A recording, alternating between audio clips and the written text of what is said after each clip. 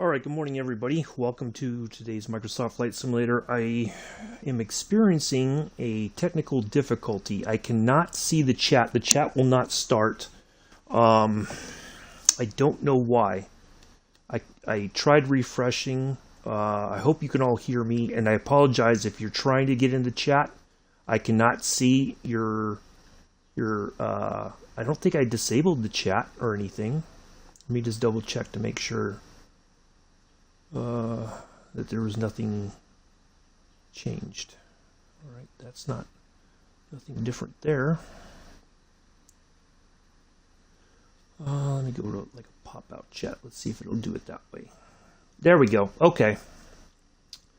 Good morning, Imperial Builder Minecraft. Hello, Joseph. Give me just a second, folks. Let me just get this kind of sorted here because the chat was acting up. Let me see if it'll.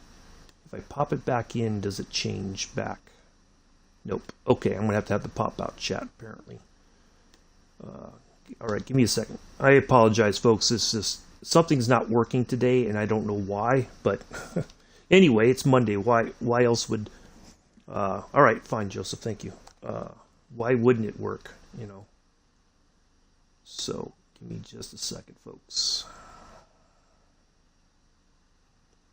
Sorry, it's just been, it's like whenever there's a technical difficulty, it's got to always be on a Monday, I guess. So I'm going to try to keep an eye on the chats. I apologize if I miss anything. I'll try to keep an eye. Anyway, all right, please pay attention to the following announcement from your streaming host. International streaming rules and regulations require me to provide the following information. I am on the Xbox Series S. I have the deluxe version of Microsoft Flight Simulator 2020. We will be flying the Junkers 52 3M-Retrofit. We are departing from Iraklion and we're going to Mersa Matruh, and we're going basically from Greece to Egypt. I am not taking requests for flights. My flight schedule is created well in advance and is subject to change based on my own schedule. Mondays, Wednesdays, and Fridays are vintage aviation flights. Tuesdays are jetliner, regional jet, and regional prop services. Thursdays are military aviation flights. Saturdays is our flights featuring the P-38 Lightning, and we'll get to that in a moment. Sundays are scenic flights. Any other information can be found in the description area below the video. Thank you. Hello, Amela. Welcome. All right, let's get in here and get things started. Oh, let me change the weather here so we have some nice weather. Just make sure. Just a few clouds is fine. There we go. We don't want clear skies. Just a few clouds is fine. Happy little clouds. Anyway, all right. So let's get in here and get this started up, and then we'll, as we progress here, we'll talk a little bit more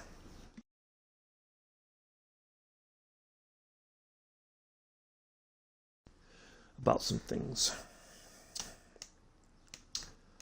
So.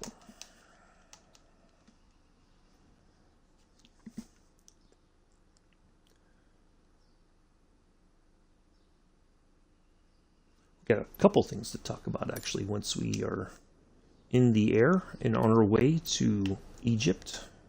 Now, I don't believe that this service, this destination was on the list. I think this is one of the ones that I picked to as kind of a waypoint. Hello, Christopher Dorr. Oh, thank you, Imperial Builder. So, Christopher, I think I don't recognize your name. I'm going to give you the quick spiel as soon as I get things going here. It's kind of a hectic Monday for some reason. All right, because this is going to take a few minutes. So basically, we are flying the Junkers 52. This is a KLM flight, or a KLM route, that went from Amsterdam to the former Dutch East Indies, which is now known as Indonesia. But the Fokker F-7B is a bit erratic, so I've been flying the Junkers 52 instead. We are departing from Iraklion. This is leg 8 of 32. We are departing from Iraklion, and we're heading to Mersa Matruh in Egypt, so Greece to Egypt. I am not taking requests for flights at this time, and my schedule is created well in advance and is subject to change based on my own schedule. I am on the Xbox Series S, just in case you didn't hear that, and I have the deluxe version of the sim. All right, there we go. The quick rundown. Anyways.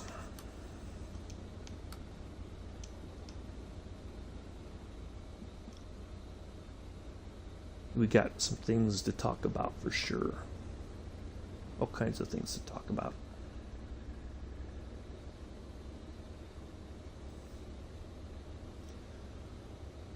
All right, so tomorrow, I don't know what time, but sometime tomorrow, World Update 10 is supposed to come out, which is going to fix supposed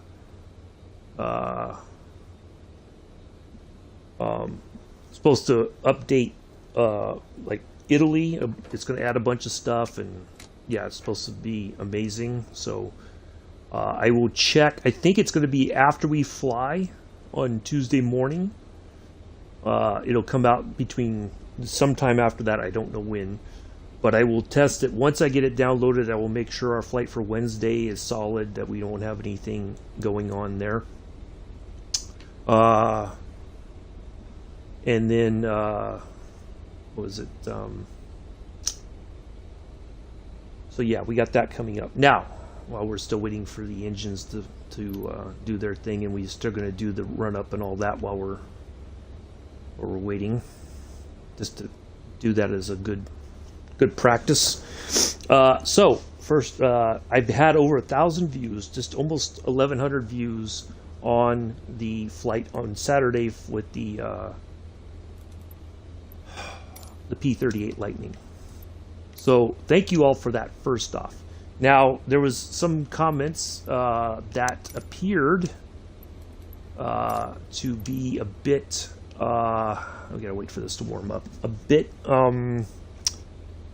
It was easy to take it as a negative comment, I should say. That's what it felt like to me. But I kind of waited, I looked at it and I'm like, okay, people are, I think they were just kind of laughing because the landing was truly jacked up.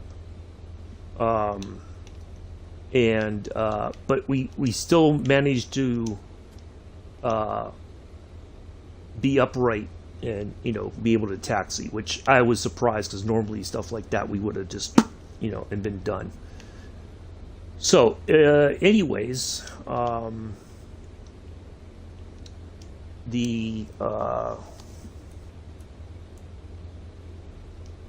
so I do appreciate now, when I went back and I looked at my what had happened, it appears that I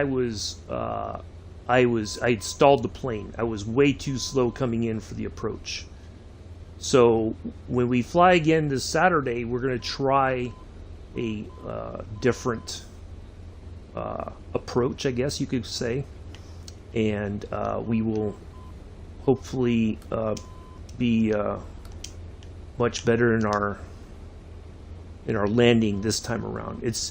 And I thought, because one of the things is, when you think you're going too fast, and if you have the little glide slope thing, it will say you're going too fast, but in reality you're not. It's just, I think they need to find the balance, because every aircraft has a different landing speed. So I wasn't at the correct landing speed for the P-38. So that's why I think I've been the plane just stalls and there's no way to recover it very quickly. So that's what happened. So we're going to try on Saturday. We'll see if we can correct that, and then we should be good to go. All right, there's our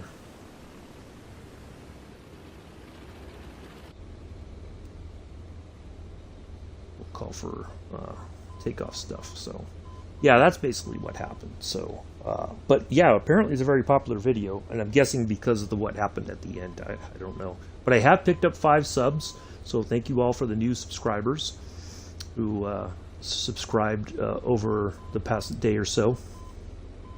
Greatly appreciate it. What else is there? Memorial Day. So that's Sunday the 29th. There will not be any flights. There will be no streams. Monday, Monday. I will be flying the blacked out F-14 Bravo with the Playboy bunny on the tail. So we will be doing that, and we will be flying from basically Hunter Army Airfield going up to Joint Base Andrews. So it should be a nice little flight for that Monday. Shouldn't take very long to do. So yeah, we'll do that. So.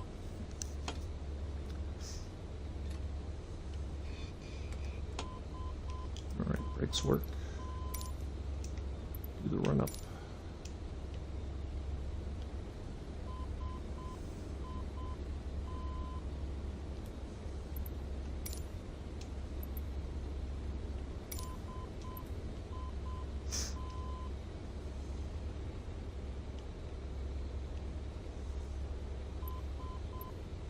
Oops. I realized when I switched pages it stopped working.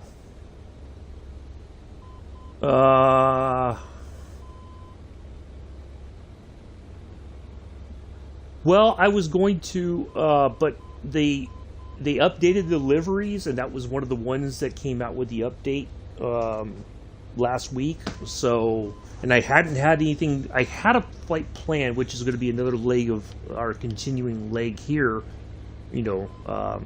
But I decided, you know, we're going to do that one instead, and have some fun with that. So.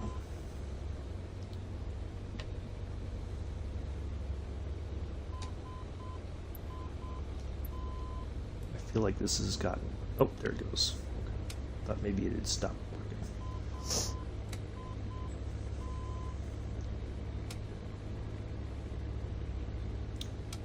But yeah, we'll be in the F-16. It'll probably be featured in one of our Thursday flights, because I have like a military aviation flight sort of theme on Thursdays. We just pick. I have one. I'll have it scheduled, but yeah, I just figured I'd do something a little different for that Monday. It won't be a very long stream, probably maybe an hour and a half tops, something like that. So, and and I've said this when we've done flights talking, when it's like an honor sort of thing, I will not tolerate any sort of disparaging remarks about my fellow veterans. Okay.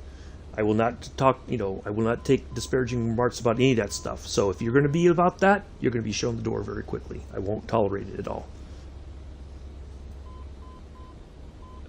Yeah, the F-16 is a much better model. Somebody is making a better A-10 model. It's just the one that came out. They've not updated it since then.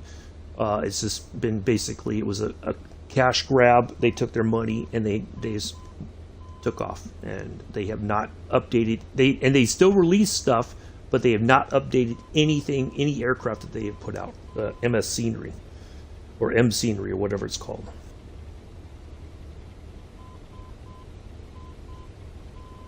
So yeah, it's because I was excited when I saw it. I was like, oh man, and then I saw the reviews, and everybody's like, no, don't do it, don't do it. It's not that good. So yeah, that's where we're at.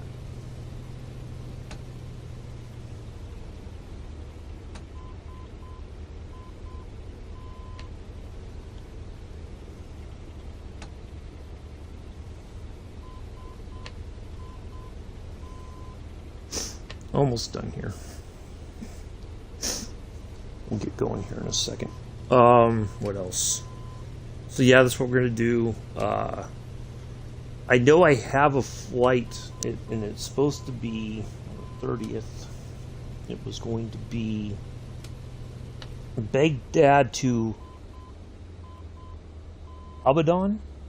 I'm sorry if I'm pronouncing that wrong. Abadan, I think. It's like a 3.5-hour flight. So what I'm going to probably most likely do... hold on a second, Amel. I'll answer you. I know your question already. What I'm going to most likely do is I'm going to fly that off stream just so that we can continue the schedule without having to keep adjusting it again. So I'm gonna fly that just so that I can do it, and then we'll pick up the next leg on that Wednesday. Okay, so it's a 3.5 hour flight. I just want to be able to do it on my own. I'll probably do it after we do the stream, just so that I can have a nice quiet flight. Sorry. Anyway, so that's what we're going to do on the 30th. We'll do the F-14 flight stream, call it a day, and then I'm going to do my own thing afterwards, off stream. So yes, Samila, I had pork loin last night for dinner. They had the smaller, like the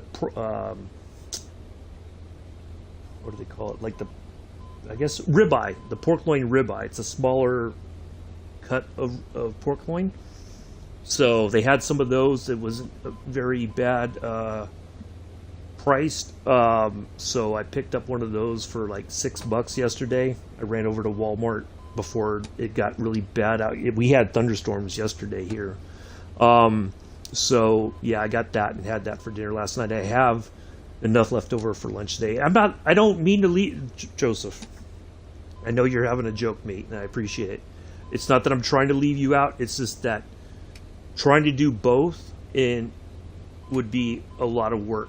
So what I'd rather do is I'd rather do the fun flight for the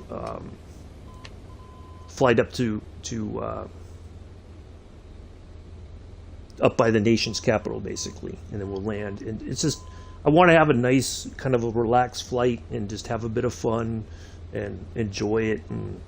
But yeah, but a 3.5 would probably be closer to 4, so I don't, I can do that on my own and just so that we keep the schedule going forward.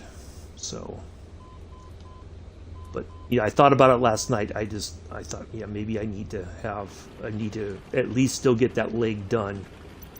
And all right, let's call in for taxi. Going to south.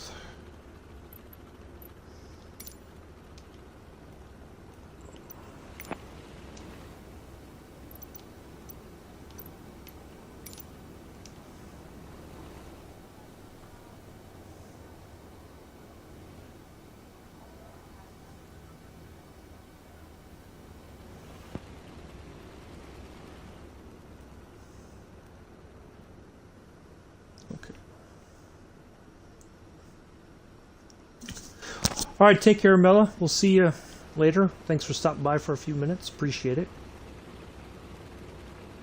We'll be getting on our way here in a moment.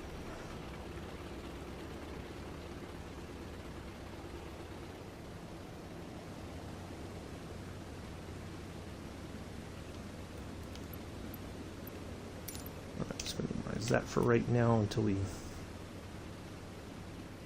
are.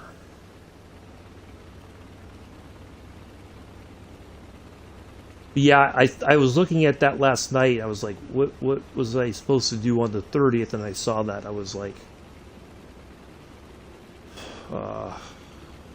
it was a decision. It was like, what do I do? And then I thought, well, at least if we do the quicker flight on stream, then I can do the other stuff afterwards on my own. And so that would be a better option, I think.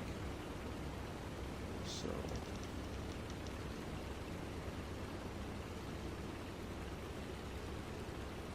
But there's a flight coming up. Once we get, it's going to be like just a day or so before. But there's a flight before we get to Baghdad, and basically we're going to take off. There's no navigation aids or anything, so it's basically I'm going to be flying. Get out of my way, you numpty! Ooh. Oh my God. Anyways, so it's going to be going to be a very kind of difficult flight. I mean, I'm going to try to make it as easy as possible, but it's not going to be, because I'm going to have like the little, I'll have to have this open the entire time to make sure I'm not, because I don't have, because the airport I'm taking off from, or no, the airport I'm going to exists in the sim, but it does not exist in like anywhere else. So it's hard to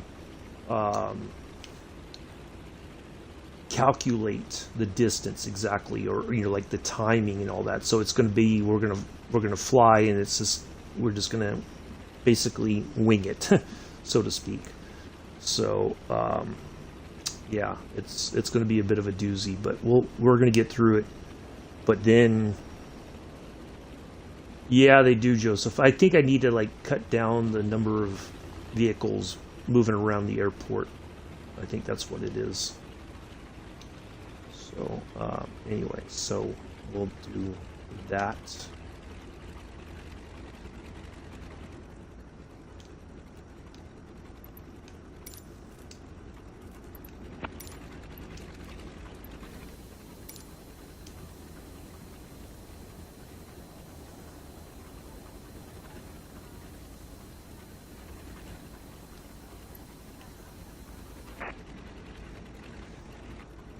Probably.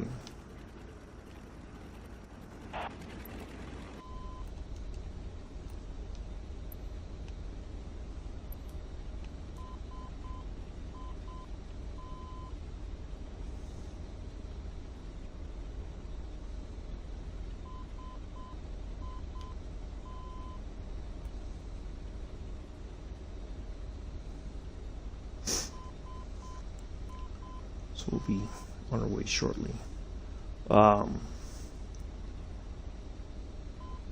This is going to be a bit of a challenge, I think. I don't know why the chat was acting up like that. Let's just go. I can't.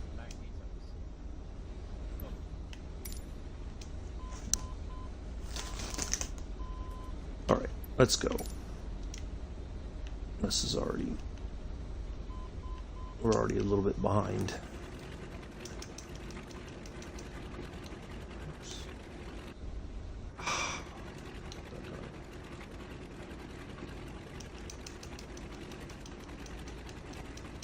I hit the flaps down button further and it changed the setting there. Come on, thing. Move on.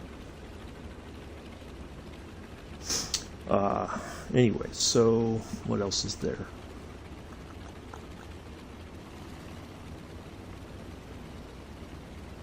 I don't know what else there was to discuss.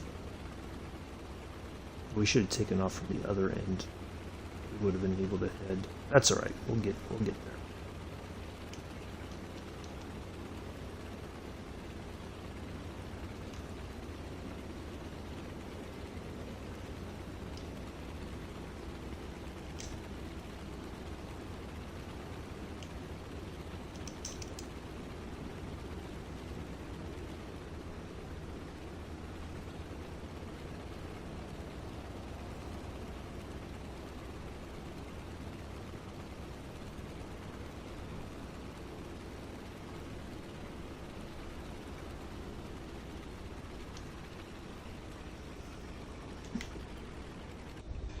All right. Let's go.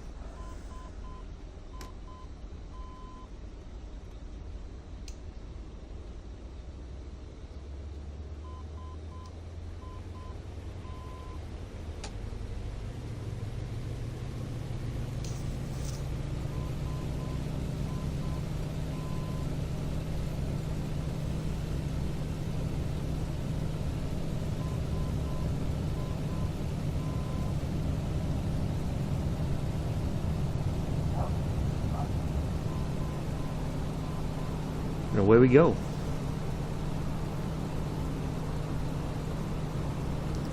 I want to have a heading of 1,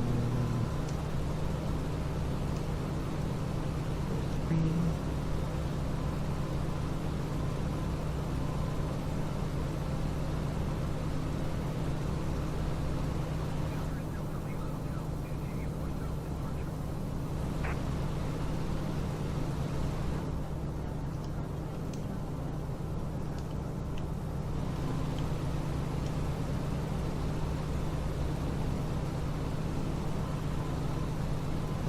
get turned around here in a second, folks. Actually wants to go on its own. Okay, I can live with that.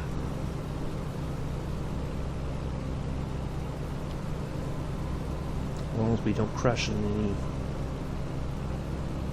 mountainsides here.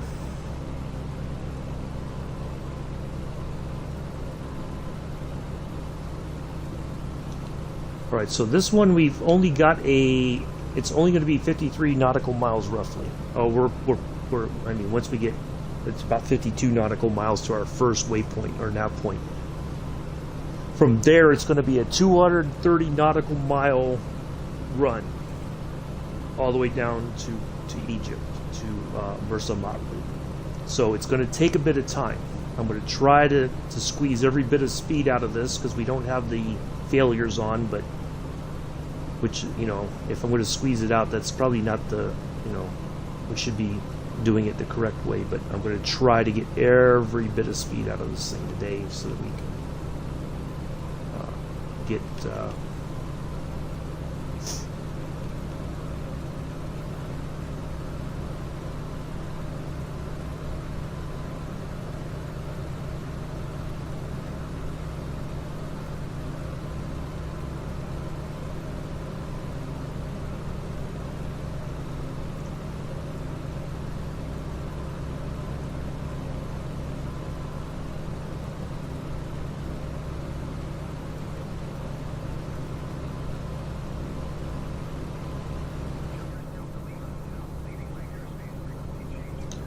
I should have put for east departure.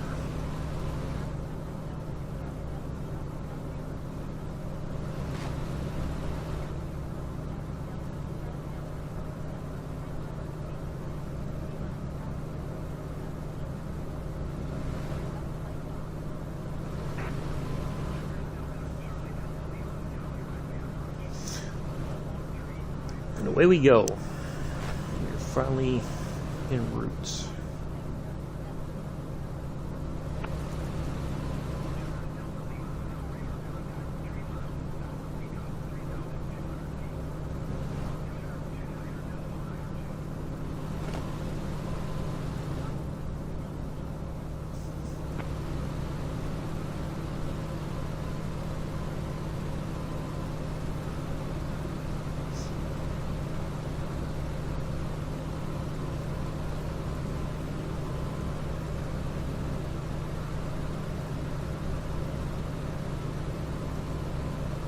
Should ask for an east departure. That's all right. So initially, when I made this plan, the way that they had us go was like a 10-hour flight, because we were going to take off. We have to go in, you know, back inland and then around down. It was like a much longer flight. So this was the shortest route I could find. And let me see while we're still turning here a little bit. Let me see if I can figure out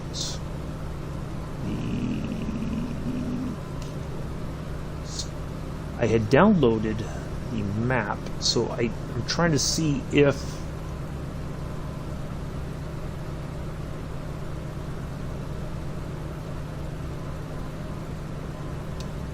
they had like a route map that I downloaded it.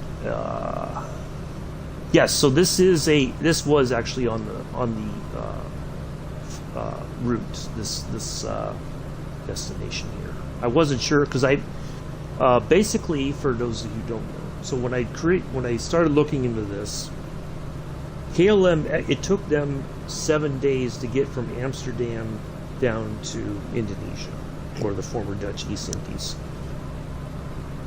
From there, but they would do, you know, a couple of flights during the day because it was only VFR flying back then. There was no other, you know, there was no way to fly at night. There was no other additional navigation sort of stuff.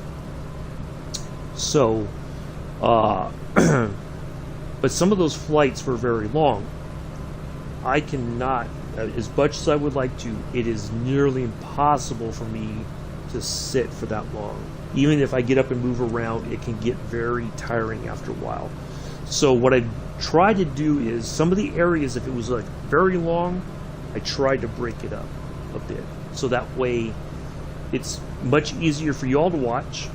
You know, you can keep your interest, and then also it's easier for me to kind of be able to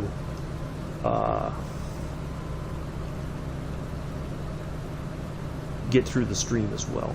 So so we're going to stop in some places that were not on the route originally, but that's just out of the, you know, a way for me to get the flight done and kind of keep your guide, because if it's too long then it gets a little boring, I guess, and then no, I don't have a PC, Christopher. I wish I did, but when this came out, when I knew this was coming out, I immediately grabbed an S, because I was like, okay, at least I'll be able to play this without spending thousands of dollars on a computer system and all the peripherals and all that. It works to an extent. It's just that we're very limited. You know, you probably know this just as well. We're very limited in the amount of aircraft that we have available right now. Hopefully, unless there's a delay, hopefully that will be fixed in July with Sim Update 10. But I have a feeling if it's not, if Jorg and the team are kind of like, we're not that comfortable with it, they're going to delay that fix, that WASM issue, WASM. So I envision a delay on that. I hope I'm wrong, but I kind of feel like that's exactly what's going to take place. But I I try to enjoy it for what it is. I know it's not perfect. I don't expect it to be. But, you know, we try to just have fun with it and see what we do, you know. It's not, you know, I'm not perfect at it by any means. But, you know, I just try to do my best and learn. And I do, you know, sometimes a lot of people have, like, you know, suggestions and everything. And it's, unless it's something I'm really, like, missing a lot, you know, then it's like I kind of want to be able to figure it out on my own and just learn on my own.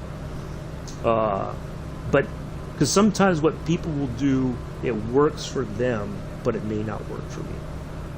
You know, so, but yeah, that's the difficult part in all this. All right, we are 42 nautical miles away from first week. I'll take a heading 163 and make our way to Egypt. Now, one of the other things too, because I'm going to kind of do a little bit of historical context. When KLM did this flight, you know, it was all business people, because Indonesia was a Dutch colony,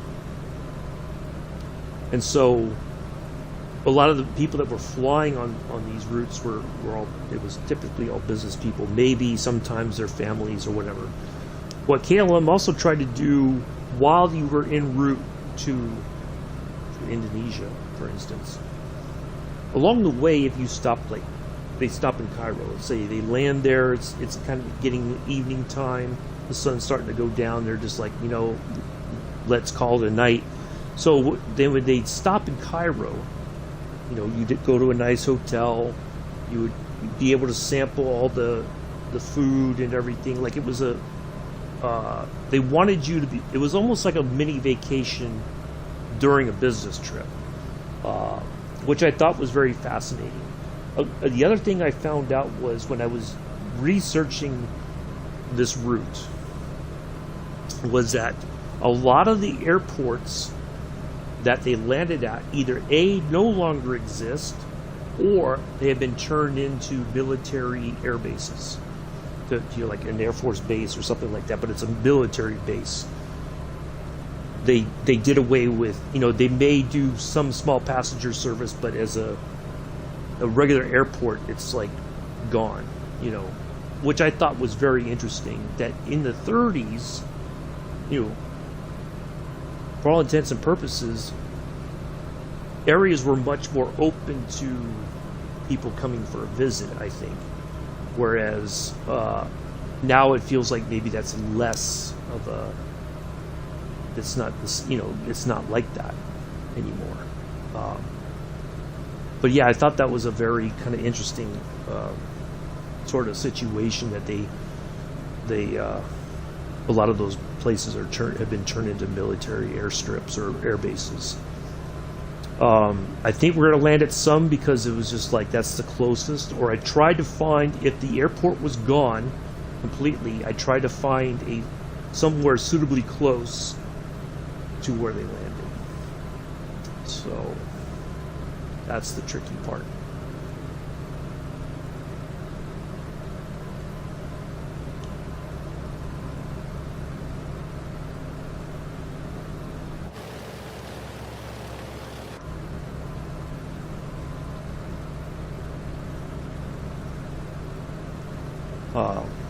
So yeah, but that's what, because basically this was inspired, if you guys don't know who he is, Captain Arish. He's over on Twitch.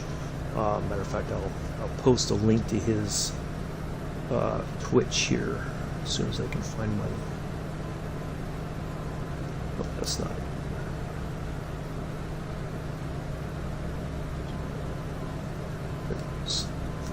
I have so many things open that it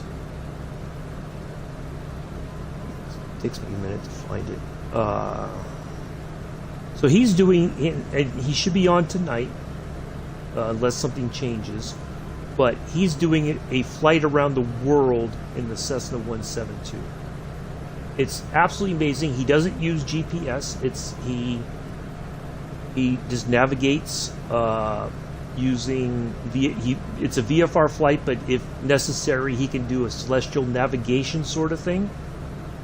This is his Twitch for those of you on YouTube. But if you just search for him on the Twitch website, you should be able to find him. So yeah, basically what he does is he does he's been doing this flight around the world, and I didn't meet him until they were already in Australia. I watched a couple of streams. I thought I'll jump in and join. So I joined them in Perth, and we've gone around parts of Australia. We've finished up in Tasmania last Wednesday.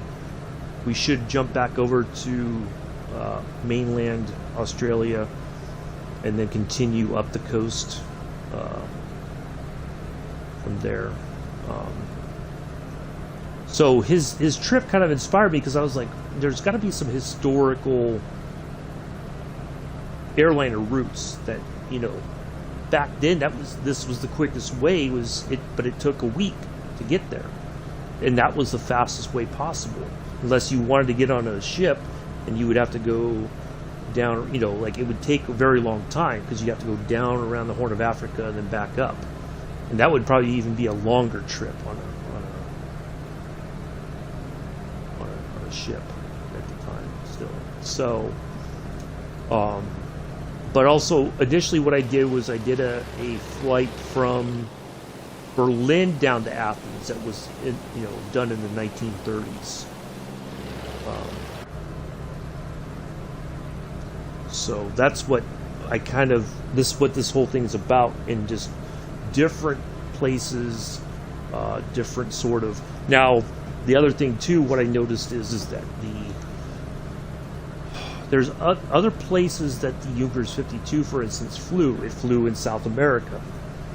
Now, I'm going to have to try it again. The flight that we're going to do Friday, we're going to do it in the Skymaster 2, which is the push-pull plane. It's got a propeller on the front, and just the back of the cabin there's another propeller. So I'm going to it is vintage. It's not like it's something, I don't think it's produced anymore. So we're going to fly that.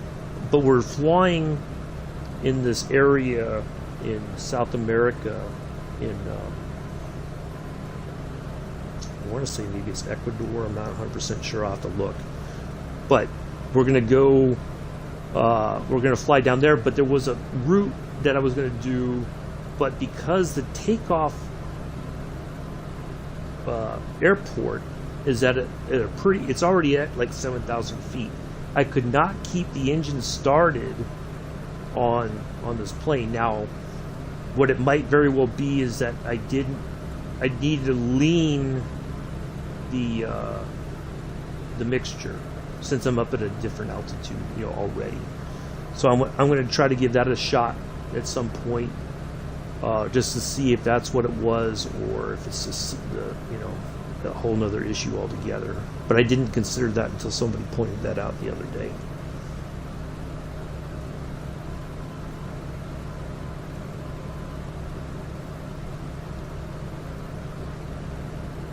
But yeah, I didn't know these planes. There was a lot of places they. Yeah, it is tossing. Thank you. Yep, from the 1930s. Now this is a more modern version. Now, I didn't know this, but and I don't know if you can do it anymore. But Lufthansa did there was like a handful of people that were chosen. They did a 30-minute flight around. Was it Berlin? I forget where, but they.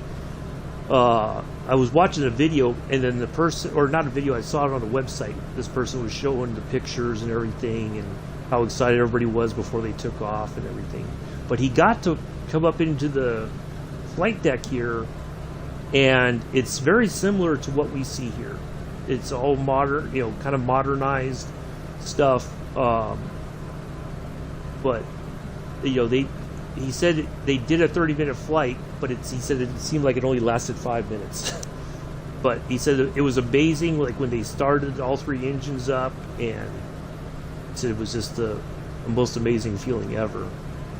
So there's only a few, I think, that are still in flying condition today, but I don't know if Lufthansa, because the name Lufthansa, the company today, back then it was Deutsche Lufthansa. So that's where the DLH comes from on our Deutsche Lufthansa. But even though the logo for the company today uses the same logo, they don't have anything else in common. Mainly because when it was Deutsche Lufthansa, they were flying, essentially, they were doing a lot of stuff for the Third Reich. That's just the unfortunate truth of it. All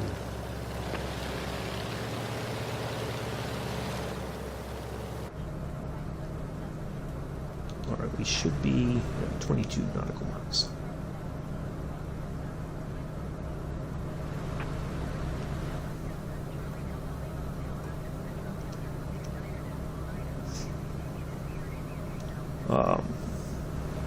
Yeah, I think he was I don't remember how, he didn't say how he got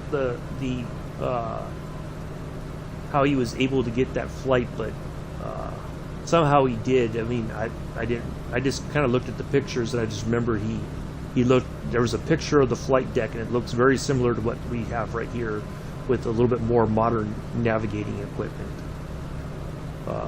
as our.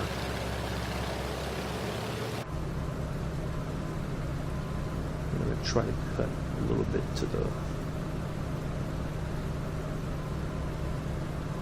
try to find a little bit lower way through those mountains there.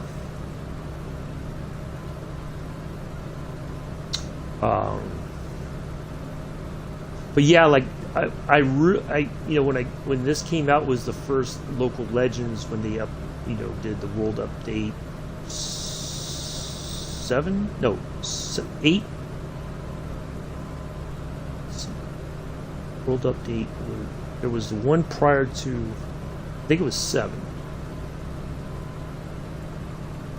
Yeah. This was what came out with it. And when I flew it the first, I just kind of checked it out. I was like, man, this is amazing. So yeah, it flies pretty well. It's fairly stable. Doesn't take, once you get it kind of trimmed out and you can and fly it, it's not too bad. The Fokker F7B, it doesn't have any flaps. It's a high wing. It's much more difficult to kind of get it settled down. So yeah, but yeah, this flies like a dream. And when I had so many issues, because what we found was that you would take off and the way that you set up the cruising speed, it wasn't working. What they tell you to do, you're doing way over the recommended operating speeds and all that stuff. So the plane will will eventually fail on you if you have the failure stuff on. And that's what I was like, man, that sucks. So we switched back to the Junkers 52 for the time being. Hopefully eventually they will update the flight model a bit, and kind of get that stuff back under control. Time will tell, because it's an interesting plane. It's just it's very it's not easy to land because you have no way of slowing down. Like there's no flaps to help you slow down. So it takes a bit of practice to get it to land. Yeah, I think these are probably more robust. German engineering even back then was pretty top notch. That's just the unfortunate truth. And they've been very, Germans, I think overall have always been good at engineering. But yeah, this is, I think, a prime example of that.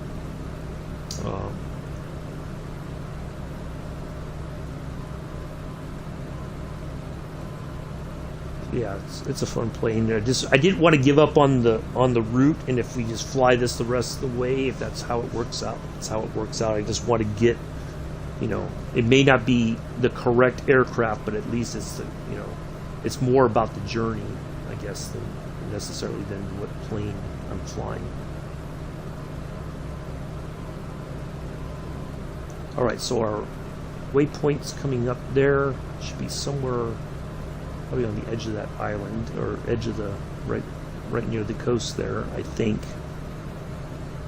And then we're going to turn for our 230 nautical mile trip. This is going to be the longest part of it coming up here.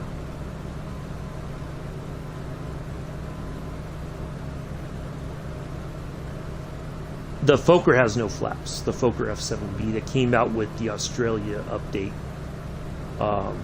it has no flaps. But it's a high wing design. It takes a lot of practice to get the landings right, because you have to kind of nose up, keep the nose up to bleed the speed off. But if you go too high, of course, then you can stall out. But those planes never had, the Fokkers, the F7Bs never had flaps. I don't think any of them ever did at all. So yeah, it's a bit of a handful to fly, especially it's a bit strange to land. But because I think the way they said it, you have to it's like a flat approach. You're not coming in at an angle. You have to come in kind of flat and then settle down. So it takes a lot of practice. But it's just that if you have the realistic settings on, you're going to blow, the plane will fail before you get to your destination. And when I did some research, and I was like, okay, it says to do this, but if I do that, the outcome is this. I'm like, something's not adding up. So I think their virtual flight model is way off. I mean, they probably need to go in and adjust some things. That's my guess. And maybe there isn't, they're probably working on that. Maybe, I don't know, because they haven't said anything that I know of that would give me an indication that they're working on it. But maybe they are. I don't know.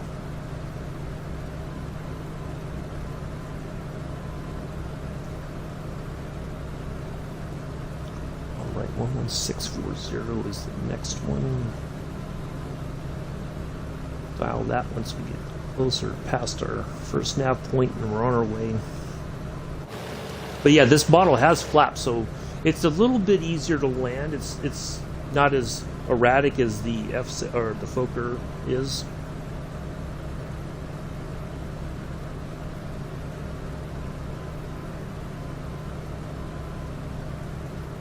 At least that's my feeling about the two planes, because I mean they're both from around about the same era.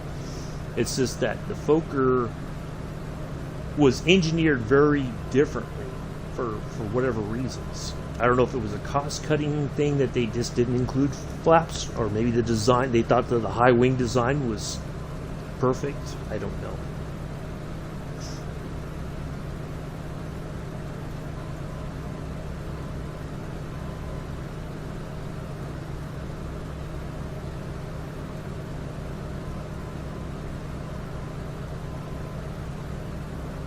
Yeah, it's I really enjoy this plane. It's a lot of fun.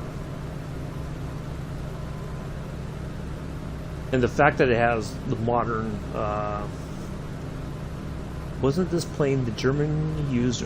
Yes. It did serve the Luftwaffe. So basically a lot of the aircraft that were already in existence once the Third Reich came to power, they kind of I guess, quote unquote, acquired them. Yeah, the yoke is different. Also, the yoke on the Fokker is a full wheel, and then you have to push the yoke forward in order to steer the tail of the plane. If you have the only one that has that is the retrofit version, is a tail wheel. But anyway, so yes, a lot of these planes were used by the Luftwaffe during World War II. They were used for transporting high-ranking officials. They were used for moving troops around, or it was like a small bomber or medium bomber. It was put into a lot of different roles. But I don't think when this plane was developed, that's what they had intended.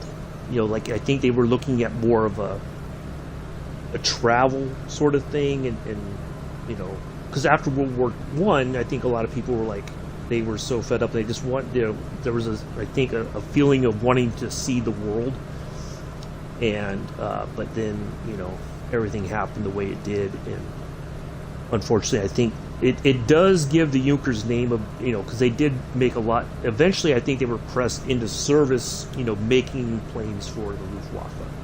Now, whether that was voluntary or not, I don't really know, because I've not read anything about the overall history of what the makers of the Junkers aircraft, if they were in agreement with the Third Reich, or if they were kind of like, they went along out of a sense of survival in a way, maybe. I don't know. Like if they just nodded and said sure, then they weren't going to be arrested or anything like that.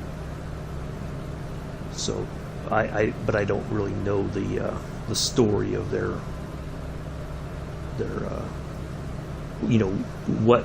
how they felt about what was happening.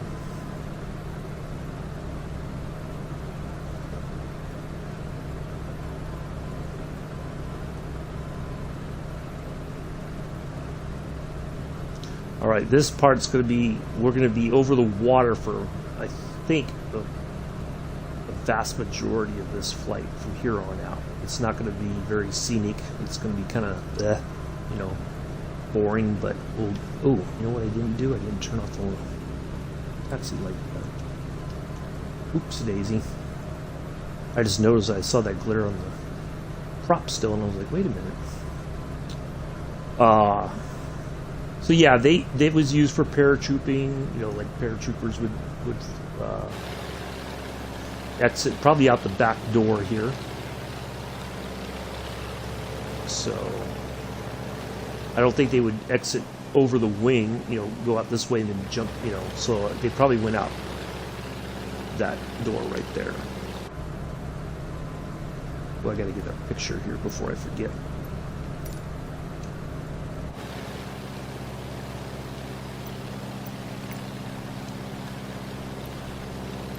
I got so busy talking I almost forgot. I usually take a picture while we're flying around somewhere. Yeah, this looks good right here.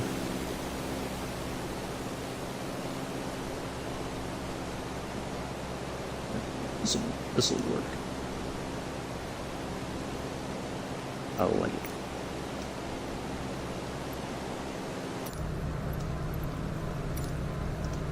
All right. let's get that back open and let's dial in our next 11640.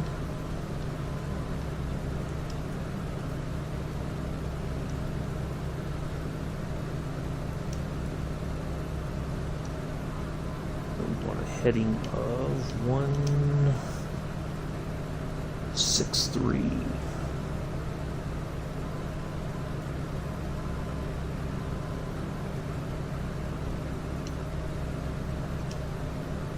We'll get turning here in just a second.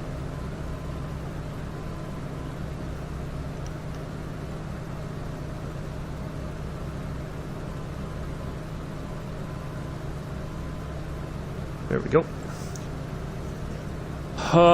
It was used,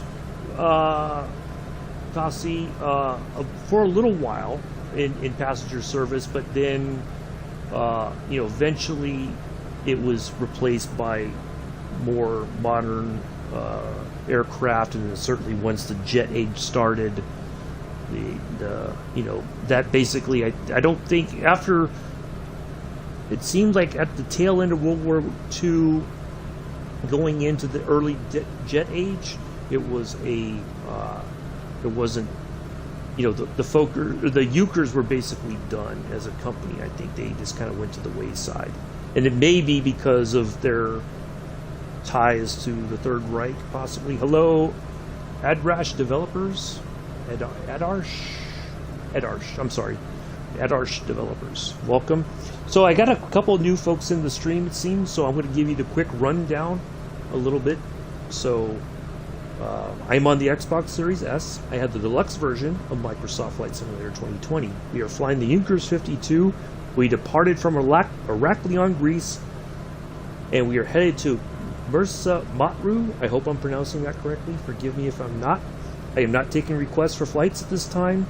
The next viewer requested flight will be the 17th of June, but I will ask for that suggestion, one flight on the 10th, okay, for that 17th.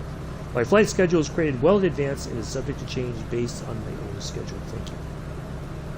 Hopefully, because usually those are all questions I would generally get while I'm streaming, so I'm trying to stay ahead of the curve.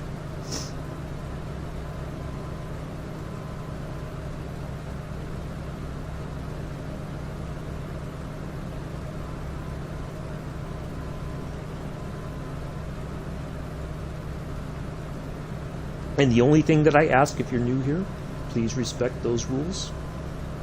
What I just said.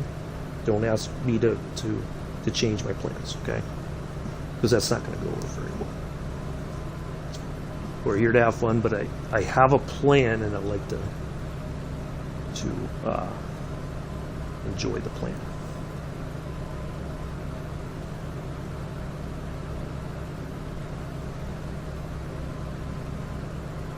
If you're thinking about a place that you'd like to see me fly from or to, chances are I probably have already done it. If you look in my library, there's a bunch of different videos.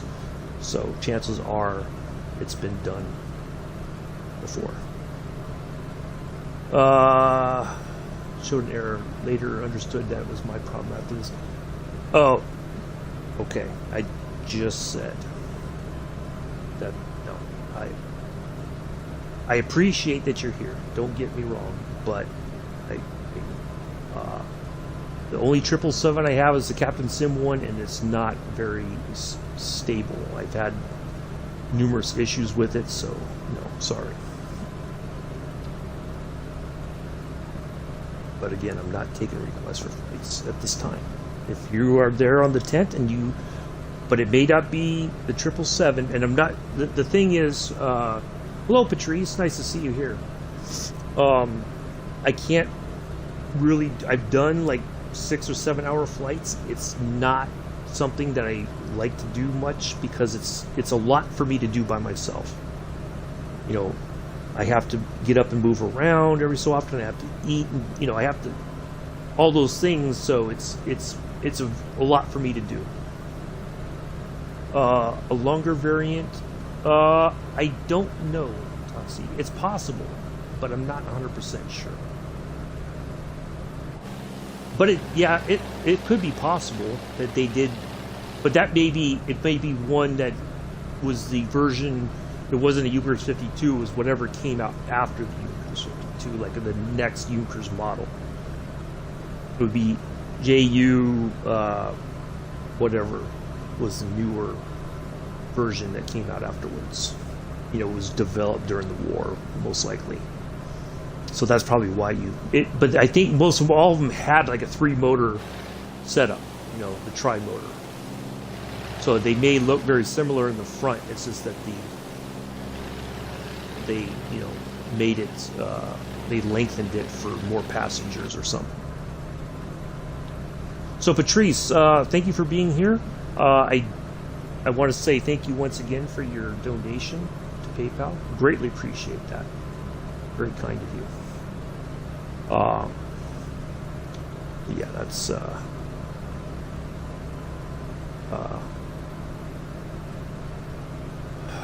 I know it's just that when people ask for a very specific plane, they have a very specific flight in mind, and that's where I have a problem with, because people want to see a longer, you know, they want to see me do these extra long flights, and it's not possible for me to do.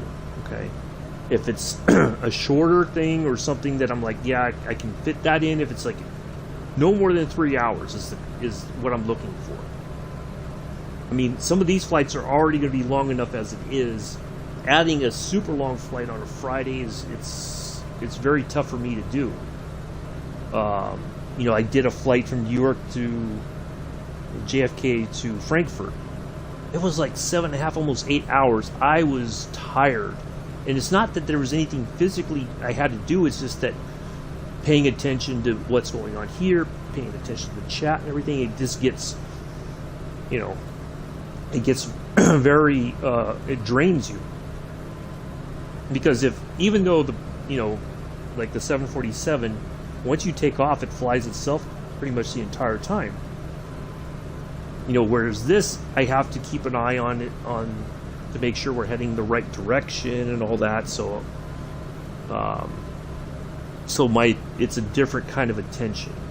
But yeah, it's just that a lot of people have asked me about some of those things, and my answer, unfortunately, is no. So yeah, it's just but I do appreciate that you're a subscriber. Don't get me wrong. It's just that the long flights right now are just it's I can't do it. It's too much for me. But I'm for when I asked for it on the 10th. The only thing I ask for is it's nothing longer than 3 hours. If it's like 3 hours 15 or 3 hours, it's like maybe 3.5 hours. I could try to work with that. But a 10-hour flight or anything like that, it's too much. Yeah.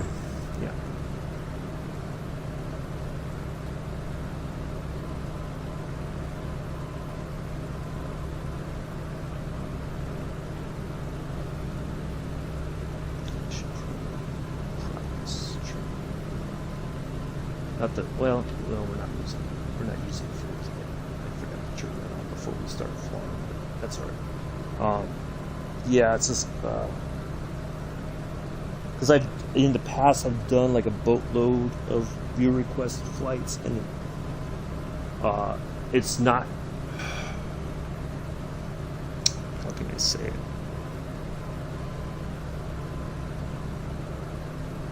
I don't know how to put it. It's just, well, for it to be properly used, it's not a quick flight. It's a,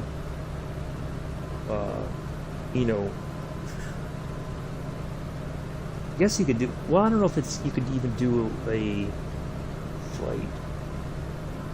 Yeah, it's not something you're going to leave from like San Francisco and go to Sacramento or something like that. It's not like a regional jet. Thank you, Tassi. Appreciate it. We'll see you around. Have a good day. So yeah, for it to be properly used, it would be a long flight, you know, like 6 hours or more. because that's what it's designed for. It's not designed for just a quick regional flight, or it would probably do something like the flight from San Francisco to JFK, something like that, or maybe San Francisco to Hawaii. But those take time, and it's just a lot for me to do, and I can't. It's a lot. So when I know people want specific planes, now if there's I think PMDG is working on a 777. That's what I heard. I think that's something else that they're developing is a better model of the 777. The one from Captain Sim, unfortunately, it uses a lot of the systems from the 747, but it just, it's not. I've tried it before. It just doesn't. It works once, and then the next time I fly it, it doesn't work. It's too erratic, and unfortunately, Captain Sim has not updated any of the aircraft that they have released thus far. There's been no, they've not made any kind of improvements on any, like the flight model or anything. Maybe update the cabin to actually be closer to a real world 777, not a clone of the 747. They don't do anything with it. So I'm a bit skeptical of that. So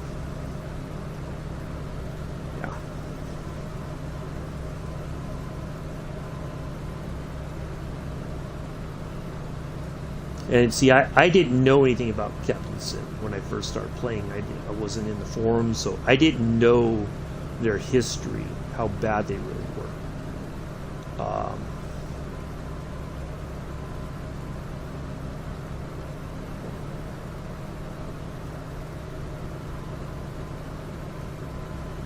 Okay, I think what's happening here is we're down there correctly. Hold on a second. Let me make sure I got 11640. Yep. So I think once we get closer, so we got 100. We're 111 miles away from the DME behind us. So probably at the halfway point of, let's see, 115. Then it should switch over to the next DMB. It should start counting. It'll be like we'll be making. Yeah, I'm thinking at 115 nautical miles it should change. We'll see. I think the one I did from, there was two long flights. I did one from, I think, Heathrow to New York on New Year's Eve. And then I did one from New York to Frankfurt. I think the New York to Frankfurt one was a little bit longer. But yeah, I think that one, because that was like the second one I did, and I was beat. My energy was gone. I was eating, but I wasn't eating anything that was keeping my energy up. And I had to take a nap after I was done. I was just wiped out. And see, flights like that, what happens is there's hardly anybody in the chat, right? The chat's dead. And so I'm like, okay, maybe I'll go grab a bite to eat, use the restroom, walk around a little bit, stretch my legs, but then I come back and nobody's really there. So then it's like I'm talking to myself. I'm giving little updates. Okay, we're still over here. We've got this far to go, or whatever, that sort of thing. So, it kind of drags on. But then in the opposite side, you have a lot of people coming to chat asking very, well, I wouldn't say ridiculous questions, but how come, you need to go faster? How come you're going so slow? No, I'm going fast, trust me. No, you're not. You need to speed up the plane. No, I don't. I can assure you, the plane is operating correctly. It's just that when the aircraft is up at 38,000 feet or 42,000 feet, it appears like it's, even if you're looking at the ground, it looks like it's going slow, but it's operating correctly. But I had people that swore up and down, no, you got to go faster. No, I don't. The plane is working within the parameters it was designed for. But they could not accept that. Yeah, but they were like, no, you got to go faster. I'm like, no, I don't. If I go faster, the plane that's outside the design of the plane. It's not like every plane is like this, the Concorde. Okay, that's, you know. But yeah, they were so convinced, and I'm just like, yeah. I've had some real choice people come in and just they want to get, you know, because I was trying to answer reasonable questions, but then a lot of people came in and were like, somebody asked me how much does the plane cost, and I said, I don't know. Like I don't know if they meant how much does it cost in the sim or how much does it cost in real life. I said, you can Google that. I said, I don't have. Yeah. Well, I come outside for a little while, but I fly inside basically to keep the just to keep an eye on the instruments and all that. So I apologize. I know it might be not exciting, but yeah. Okay, so it's still, we're past 115, but it's interesting. We're not. I think I know why. I bet. The one there by Mersa Matruh is probably not, the strength of the VOR DME is probably not the same as the one from Iraklion. So I think we're still picking up Iraklion's VOR DME, but we're now 118 nautical miles away from that. So we're doing pretty good distance-wise. I think that's...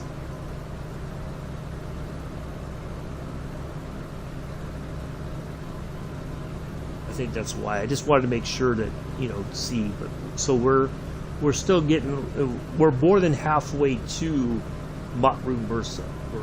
We're past the halfway point. So I'm just curious to see how much farther it'll be before it clicks over and we pick up that signal and all that. So we'll find out.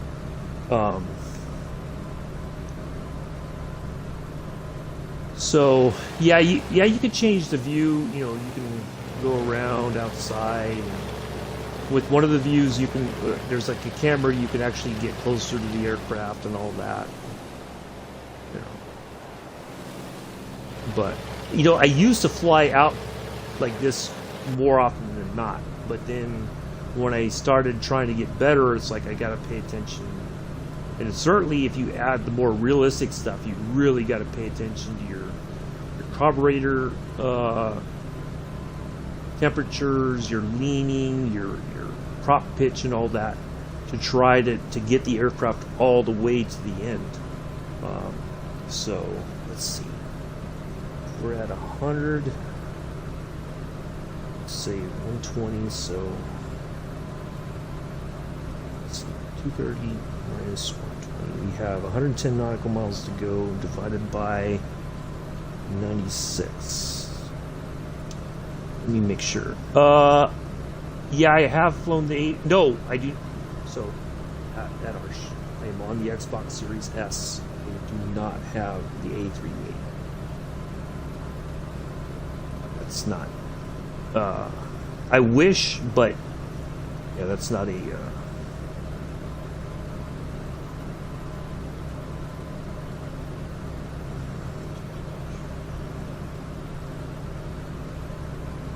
Second here.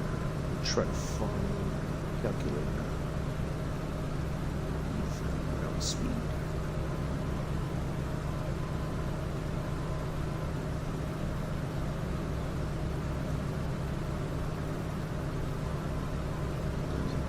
Some kind of a calculator.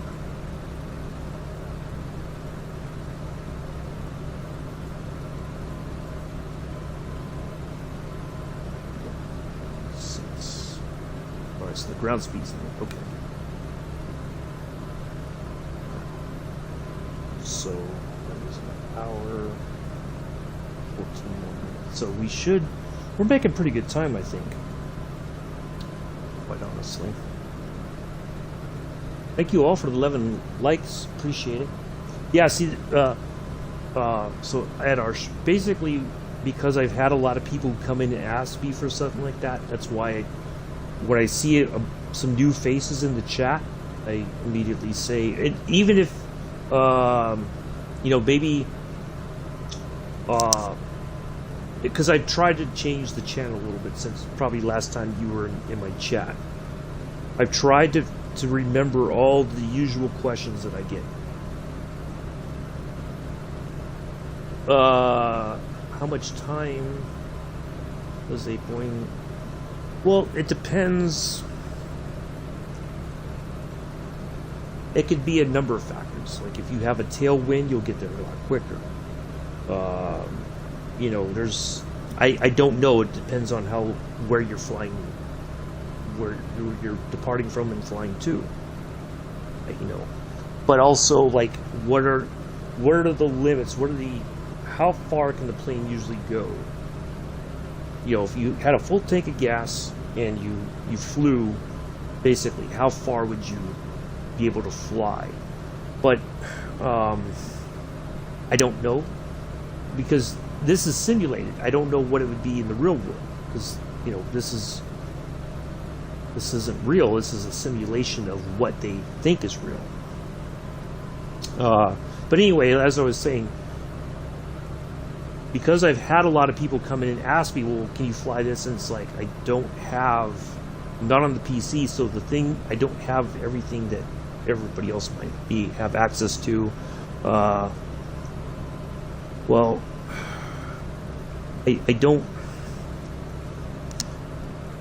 don't know where those airports are, and I'm trying to keep this flight going. Okay. Well, sometimes they do, but in the sim it may take longer for various reasons. Like if you have your weather set to something different to make it a little bit more challenging. I mean, there's a whole lot of different things you can do. You could simulate a lot of things, or you can have I can put on clear skies right now. I can change the weather to whatever I want it to be. That's not very real though, is it? But yeah, I'm not trying to be mean to you. It's just that I'm trying to focus on this and get to Mersa Matruh in Egypt so we can wrap the stream up for today. But I do appreciate your questions. Don't get me wrong. It's just that some of your questions I'm like, I don't know, because I don't know where DXB to Kokin is, or Koshin, or whatever it's called. I'm sorry if I'm pronouncing that wrong, but yeah, but yeah. But it may take 4 hours, I don't know. And it's also the route that the pilots take in real life, they can alter it. And I think you can in the sim as well, but it's like you have to know how to get those nav points if you want to change your route. So that's the other thing too. Because if there's weather, the pilots can change. They can try to go above or around, or there's a whole bunch of different variables. So I can't really answer that. I'm not a real world pilot, first off, so I don't really know the answers to those things. Sorry.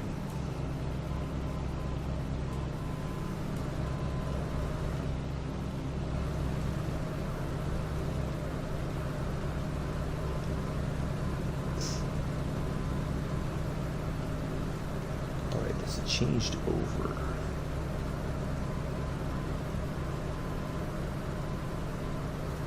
No, not yet. So we have 100-something nautical miles left, roughly, before we get to our destination. Yeah, we're making pretty good time, I think. We've been streaming for an hour and a half, rough almost, and I guess we're doing pretty darn good. So, yeah.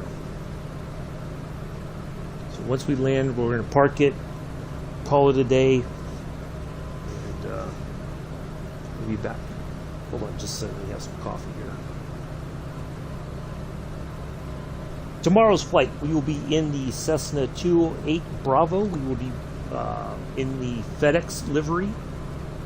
We will be departing from San Jose, California, and we'll be heading to Reno, Nevada.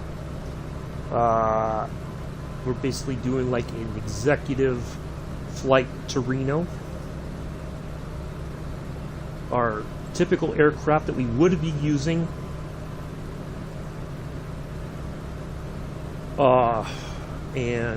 so we will do that flight. Should be an interesting flight, but we'll take off. We're going to cut through. We're going to cut over, kind of into the Central Valley or part of the Central Valley, and head up to Reno, and then we'll put it on the ground and call it a day there. So, at Arsh, I'm going to try to explain it as best as I can to you, my friend. I have a schedule. My schedule is already planned out for the rest of this month for all of May, and I am going to plan. Eventually, I'm going to sit down and plan going into June. Okay. I'm not flying the 777 right now as it stands because the Captain Sim version that's available the only one that's available right now is suspect. Sometimes it works, sometimes it doesn't. And I never know when it will and when it won't.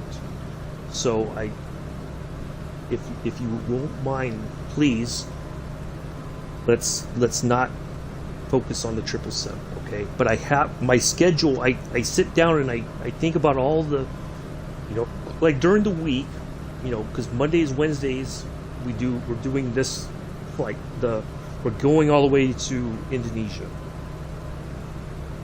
Tuesdays we have jetliners, but that's only limited to the A320 right now. The 170, 175 series was working. Now it's not. I can do a business jet, but the 777 is off the table for right now. So, but I'm not taking requests for flights from my stream. I have a plan, and I'd like to stick to it. The only time it changes is if I have to go somewhere or do something that in the morning, for instance, and then but that's the only time it changes. Okay. So tomorrow we will be in the Cessna 208 Bravo, flying a corporate service from San Jose to Reno, Nevada.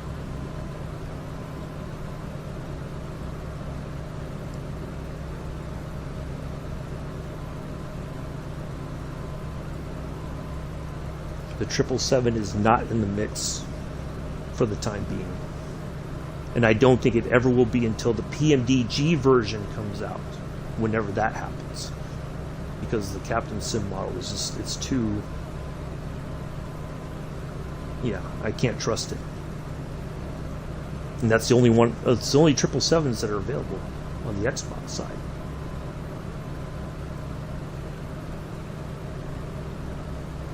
It's okay. I'm trying to hopefully communicate to you clearly enough that you understand. And I'm not trying to be mean or anything like that. It's just that sometimes I would just get up and I'd say, okay, we're going to fly here today, but I want to have a schedule because then I know what I'm going to be doing that day. Now, the only other time it changes because what I try to do the night before, I try to check the plane that I'm going to be flying the next day. Make sure I can start it up, that all the stuff works, all the systems churn on like they're supposed to, and then it's like, good, it works. I'm confident it's going to be fun. But sometimes I've done that, and then I get up the next morning, and then it doesn't work. So, but yeah, I spend time, I look at different places, I try to find interesting places to fly to and from. It's not what I've learned since I've been doing this is a lot of people prefer only their part of the world. They want to see their part of the world on one of my streams, and I can understand that. I do appreciate that, but uh, it's like I was getting the same requests constantly, and it was because somebody else. I said, well, but I just flew there like 2 weeks ago. Well, but I want to see you fly there again.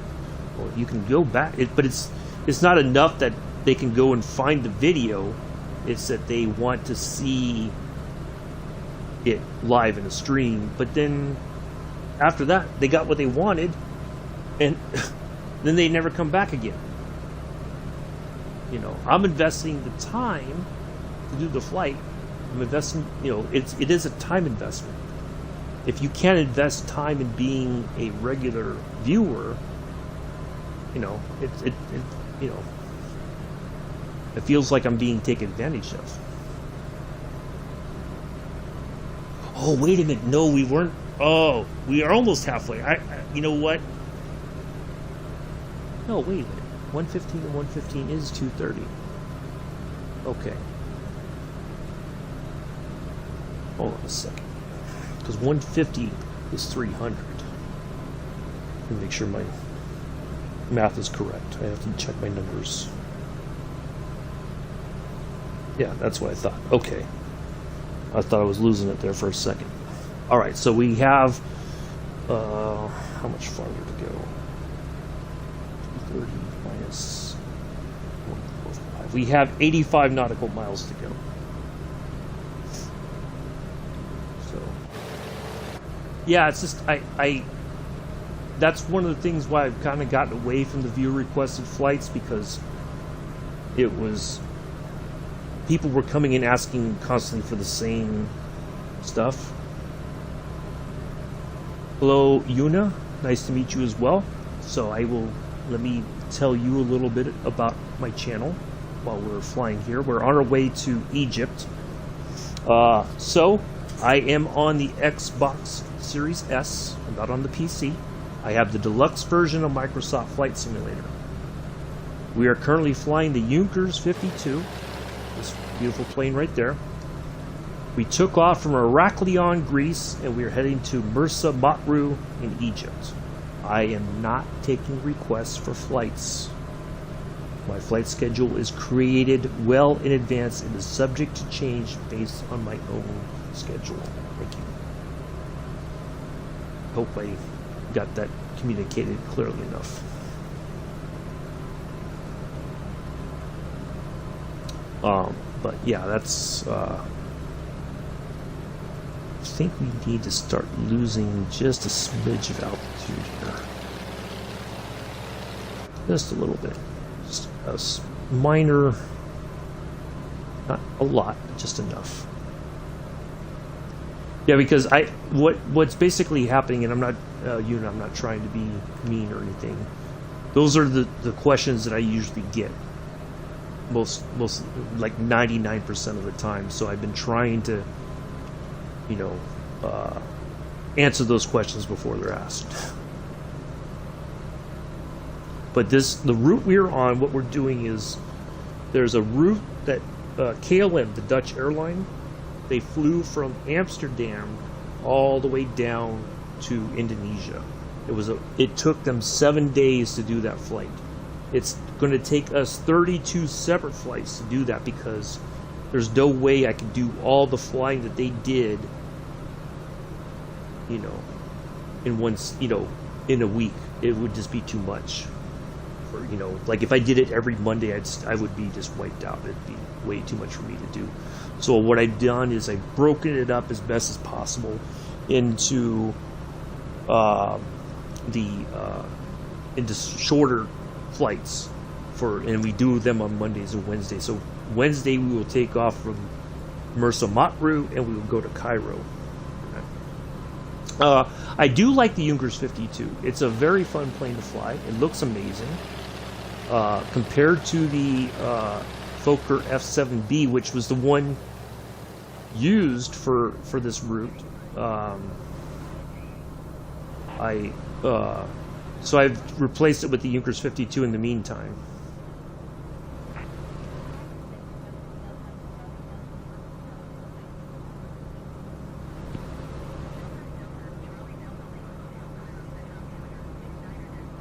All right, so I know Cairo's the main airport, so we're in their airspace now. If we're talking to their center, that'd be my guess.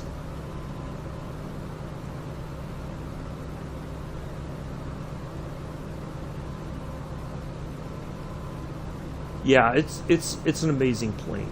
But this is what they call the retrofit version. It has more navigation stuff. It's a little bit more modern than the regular Junkers. So I like this because it helps me. I can navigate a little bit better with this version than the other one because it has this DME measurement thing. So that helps out a lot.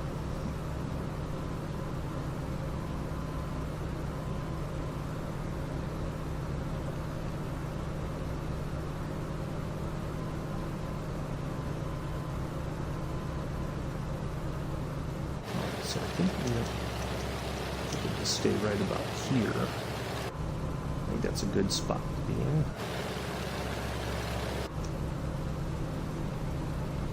All right. Let's see. Can we even talk to them yet? Oh no, we have no airports close enough to call in for landing. Interesting. Okay. Yeah, so Mondays and Wednesdays we're doing this trip to Indonesia. We'll be doing it in the Junkers 52 for the time being. And then hold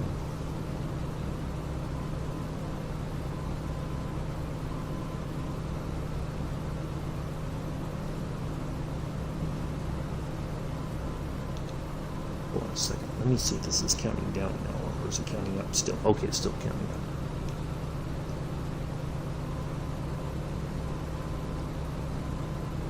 So we're more than halfway there.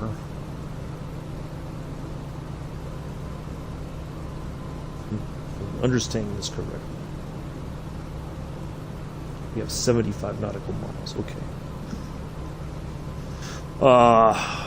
And then like, but I do themes basically. So like Tuesday we're doing regional flights, jetliner stuff. The only jetliner I know that works fairly well, although last time I flew it, it did not work very well, is the Airbus A320neo. The Asobo version is not like the fly-by-wire version.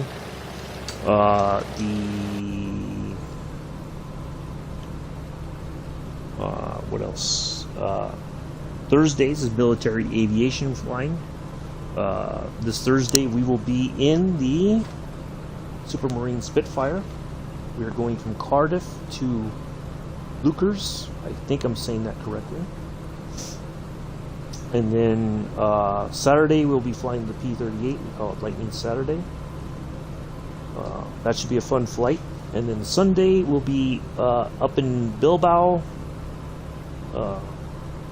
going from Bilbao to Santander, but we're going to check out some of the different places along the way. So, yeah, lots of fun stuff.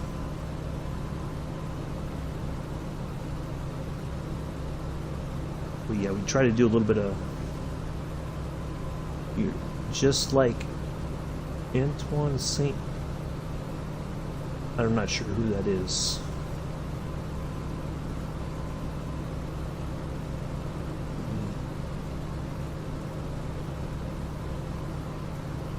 I guess maybe you're, I'm not sure who that person is.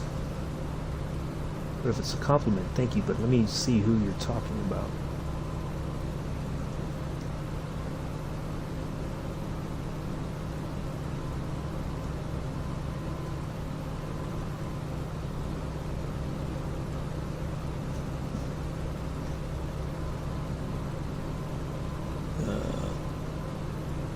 Was a French writer, poet, aristocrat, journalist, and pioneering aviator. Ah, I did not know that. Well, thank you. No, I don't think I'm anything like him. I just, I appreciate the compliment. Don't get me wrong. I'm just me. So, thank you.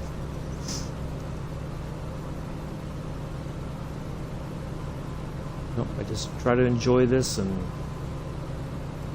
And the great thing about this flight overall is that we're going to stop off in some really amazing places, some places that I've not flown to before. So we get to see a lot of different stuff, which is the best part about all this.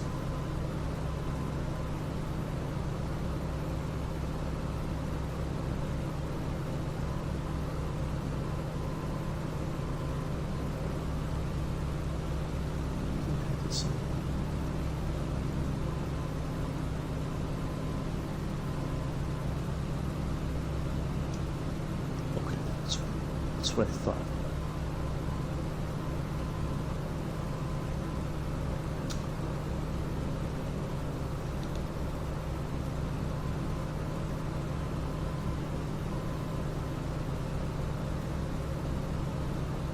Well, this must be a very short-range DME here at Mersa Matruh Airport. Because we're still picking up the one from SIT way back behind us.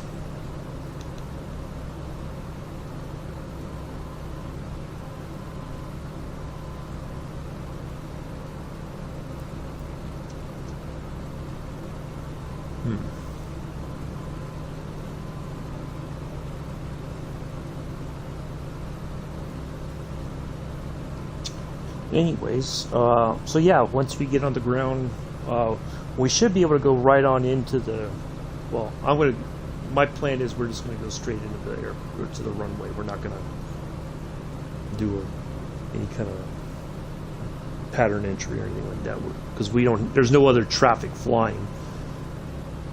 So I'm just going to go right on in and land.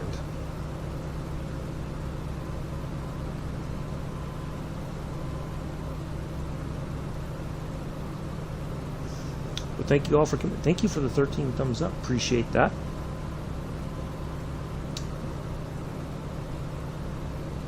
We do try to fly 7 days a week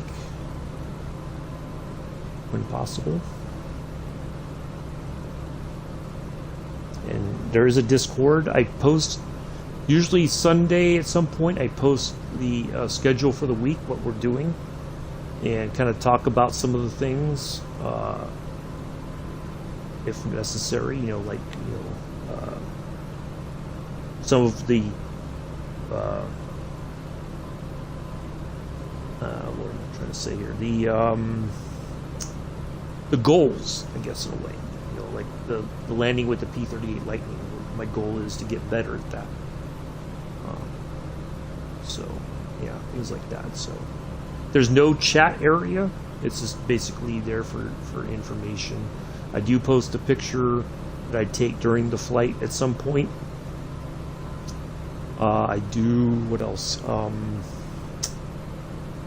There's some links for aviation related YouTube channels. There's links for motorsports / car YouTube channels. So if you like that sort of thing, I try to post little links in there every so often. If you want to look at, I think you should be able to look at it, but you can open up the map overall of the whole route that we're going to be flying to get to Indonesia. So if you want to check that out as well, you're more than welcome to.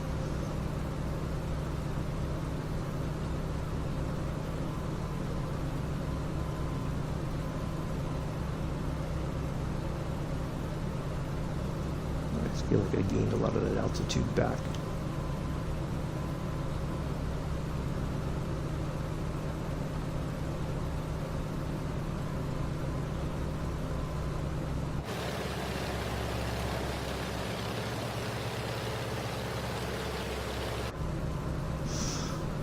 So yeah, we try to make it fun, try to make it interesting, sometimes even educational when possible.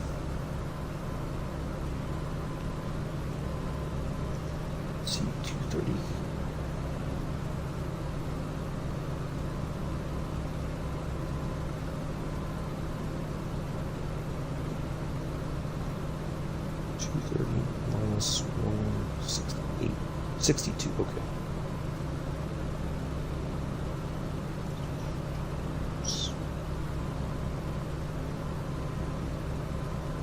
Alright, so we're almost there. We're getting there.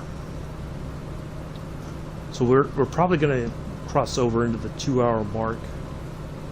I still feel like we're making very good time. So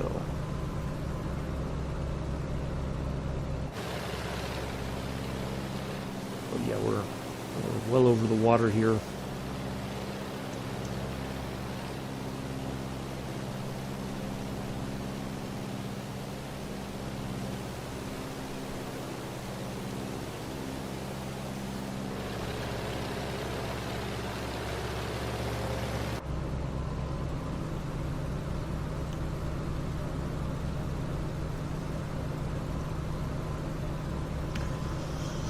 So hopefully we will be able to call in. I'll probably wait till we're like at 200 nautical miles. Then we only have 30 left, and I should be able to contact them and let them know we're coming in. Now, there are a lot of simmers who fly without ATC on because they feel like the ATC is just not very good, for lack of a better term. I try to work with it as best as I can because it does add a bit of, I guess, in a way, realism.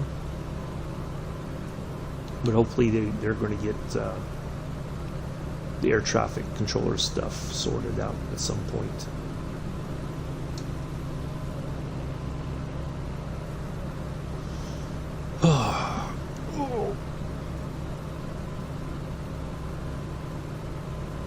Oh boy.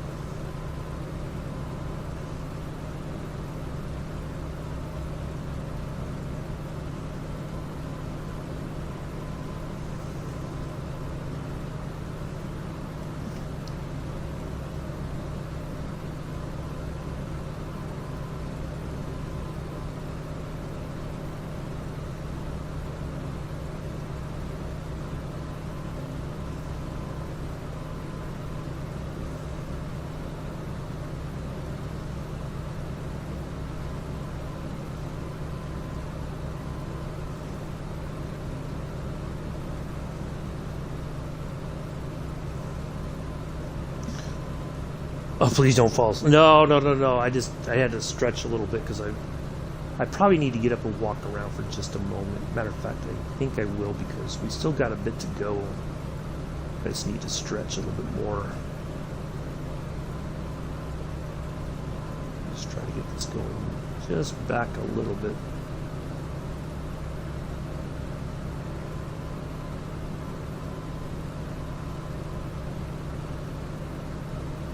Well, it's been a well. I wake up and I have my breakfast and I have some coffee and I usually have a lot of energy wise I'm pretty good. It's just that after a while it's just like I'm starting to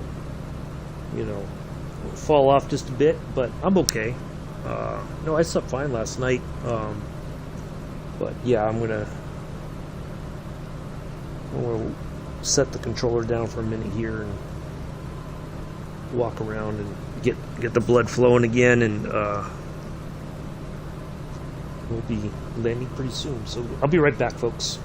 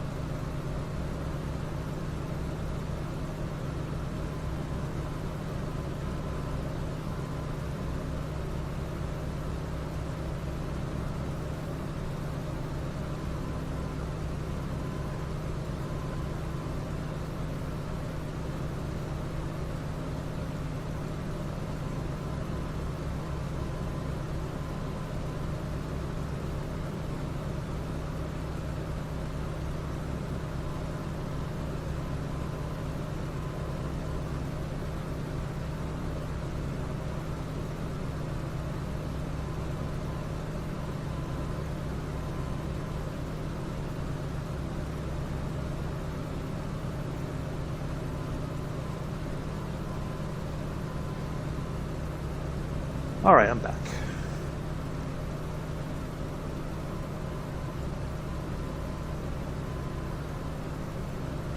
So 180, we have 50 nautical miles to go.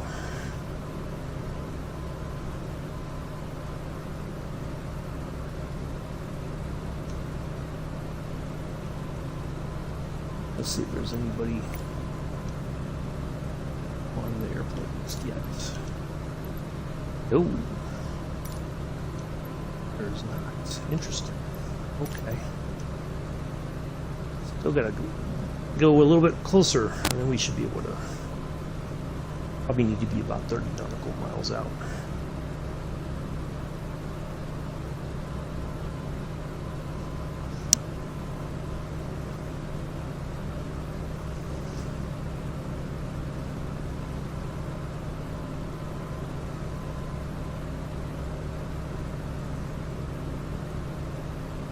We should be there in about an hour,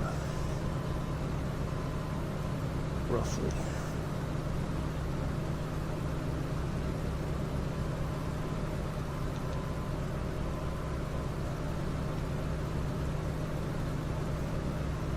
So yeah, this was the longest part of the flight, was this 230 nautical mile stretch from our first waypoint.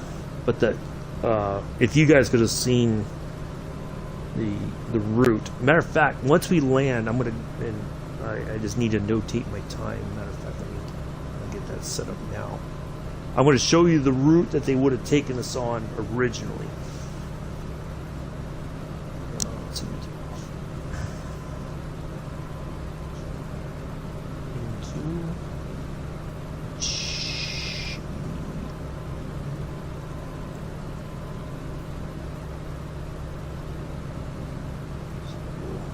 Need to note that time, flight time, my own records. These pioneers crossing Atlantic, but yeah, exactly. I mean, that's just. I mean, I don't know how they did it. I would have, I would have been miserable by the time I landed. I would have been a very cranky person, quite honestly. I would not have been very pleasant. I probably would have told the press who wanted to take pictures and interview me, I would have told them to stuff it. But, what was I saying? I forgot. Where was I going with this? Shoot.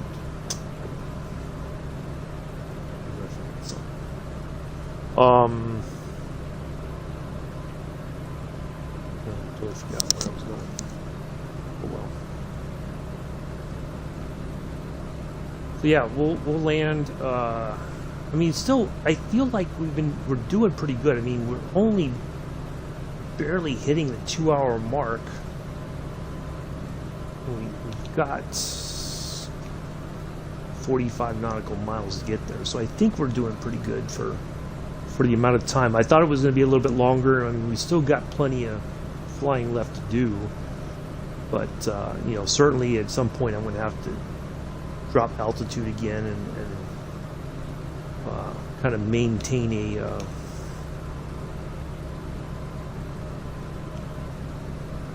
bit of a a slow descent. Kind of like this. If I can maintain this, and it's like we're dropping altitude, but it's not like too severe. I think that would work out very well. But I have a feeling like it's got its own mind. But we're also starting to speed up just a smidge.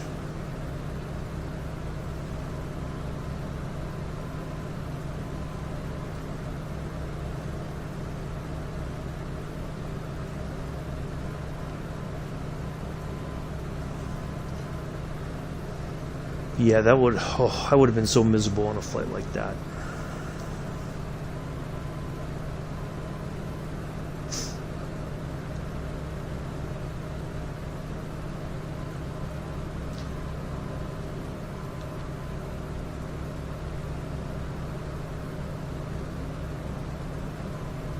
But I mean, it's amazing that they were able to do it. It is a feat of endurance all around between the pilot and the aircraft, but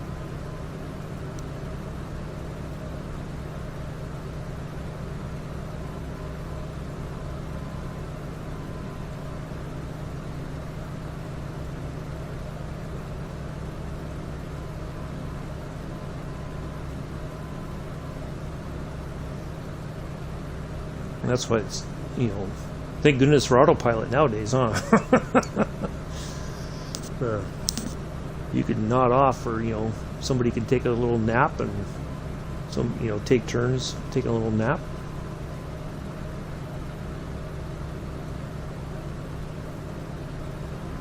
I don't know that it's really loud, but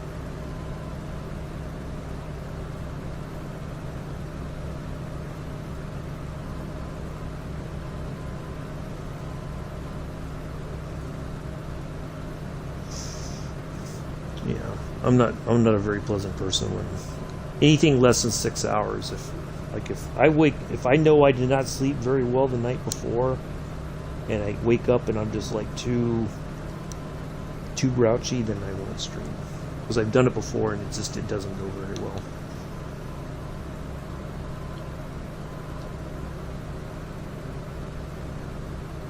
Alright, we are almost at 200 nautical miles from the previous VORD.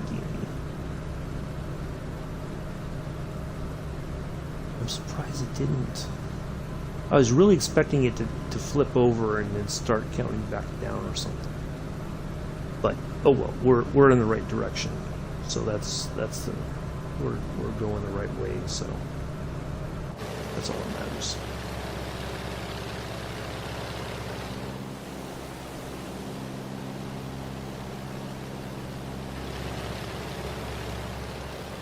Be nice if we could see some land pretty soon. In fact, hold on a second. Let's look.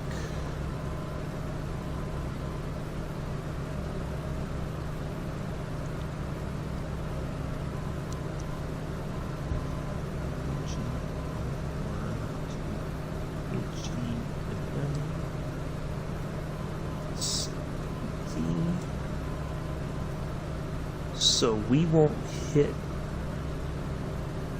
I think the airport we're landing at, it's like right on the coast. We will barely be on overland once we make it to the airport there. So it's not like there's a lot. It's not like we're going to fly farther inland or anything like that. So.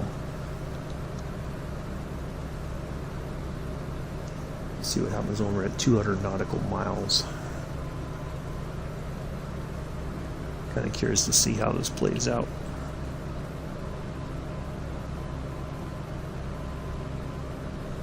I like this. It has a conversion table, feet versus meters. It's pretty handy.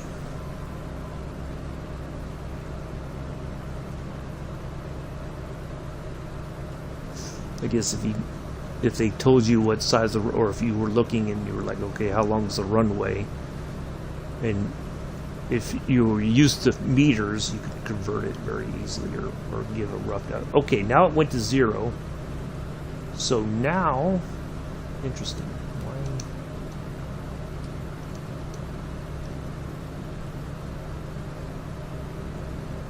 We must be in about that 30 nautical mile range. Hold on, let me read this real quick.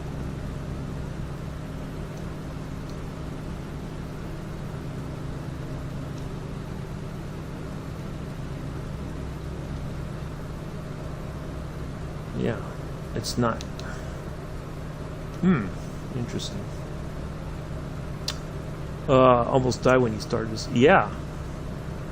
It wouldn't surprise me. Like, after a while, I mean, there's only so much you could do, especially when you're flying a plane. Like, it's not like you could get up and walk back and forth and stretch your legs and anything like that where, you could keep yourself going.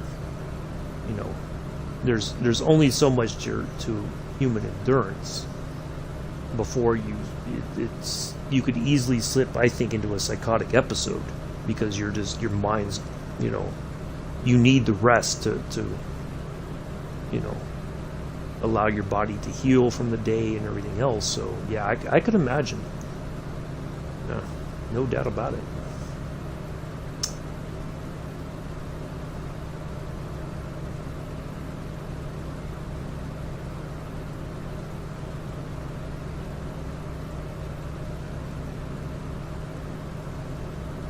I mean, he was probably for the time, he was probably in pretty good shape, like, which a lot of people say that's the key to, endurance. It has a lot to do with your good physical condition. You can generally do a lot more. You can endure a lot more because your body's conditioned to it. But even that is there's a limit, I think. And part of it too is I think he was by himself, so it's not like he had somebody to talk to or anything, because I'm sure he wasn't. There was times where he couldn't even talk to anybody on the radio or anything. If I remember correctly, I could be wrong, but yeah, that's a very lonely journey. Yeah, but but if you look at somebody like Felix Baumgartner, who did the jump from the edge of space and he did the free fall and all that, he spent a lot of time training. He would go, he would start at a certain height and he would add to that and keep going until he felt he was ready for ultimate jump.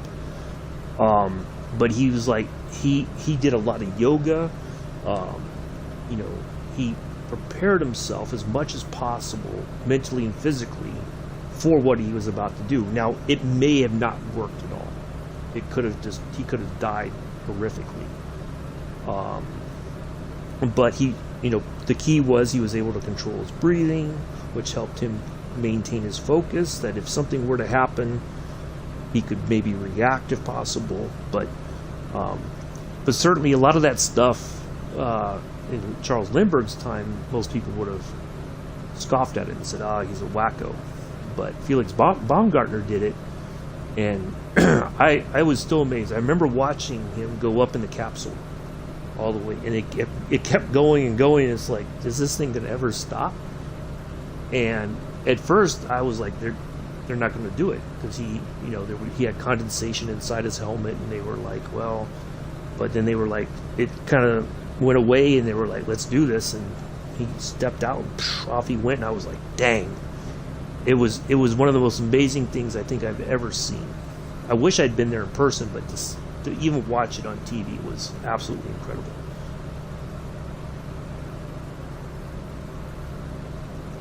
Alright, let's see if I can talk to them now. We should be fairly close enough, I would think, at this point. Nope. Wow, still. But I don't know where. I mean, we have to be over 200. We got to be at least within the 30 nautical mile range. Yeah, that I still, it gives me goosebumps thinking about it, that to watch somebody do that was absolutely one of the most incredible things, I think. And that is a feat of that is a true human endurance, because all he had was this suit. And he did break the sound barrier briefly, I think, on his way down, which was the goal was to do that, I think, on top of everything else. But yeah, it's amazing that he was able to do that.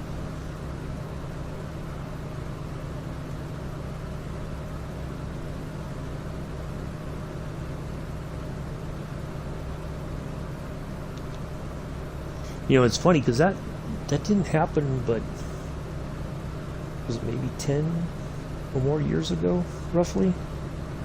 Something like that. And it's like, it happened, and then we just, we forgot about it. Like, it's not something we don't, it's not like there's an anniversary. Oh, on this date, Felix Baumgartner did this. It's not like something that you see like on the news, which I think is kind of sad, because it's an amazing accomplishment. Physically amazing, the engineering, the design of the capsule, and everything, to get him to that point is incredible, I think.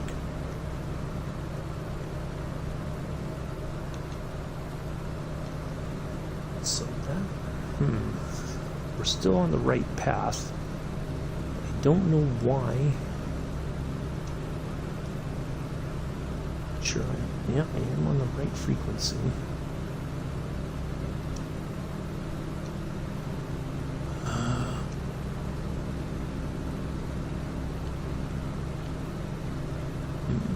No, that doesn't change anything. Yeah. Oh, well, there's no autopilot on this. But we're almost there. It's just that we've got a little bit left to go. We should be within less than 30 nautical miles. It's just that this has not picked up the next VOR DME like I expected. So, but I think we're getting closer for sure. But no, I did take a short break. It's just that, but there is no autopilot. That's the tricky part. So, but no, I'm fine.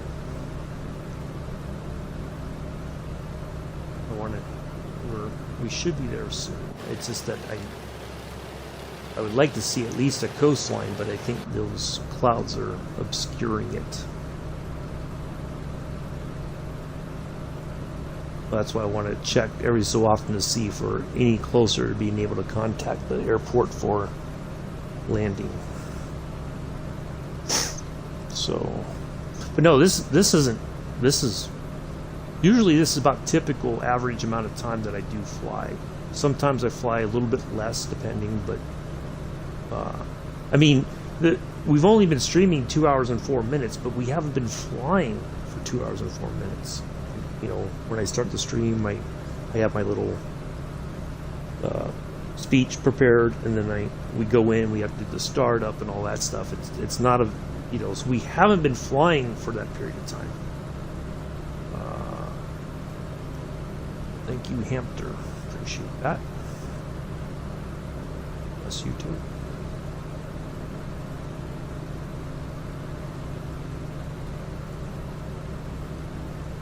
Bless you. There we go. There's my song for today.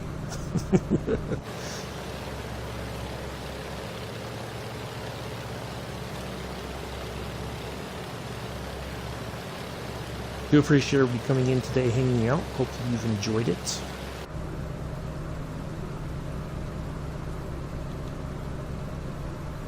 We're still, I don't know how much farther we got to go to Mersa Matruh, but hopefully we will be there soon. Oh, hail, downpours, and isolated tornadoes possible today for the region. Interesting. Good times right there, let me tell you.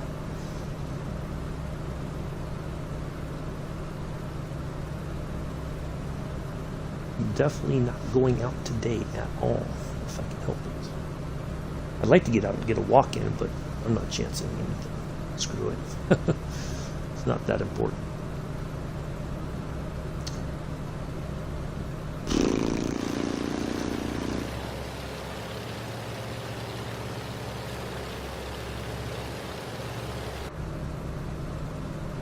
Alright, let's try this again. Let's see if we're any closer. Nope. Alright, this is what I'm going to do. I'm going to leave that open and see if it finally pops up. Just out of curiosity. And then also want to look at... oh, there it is. Okay.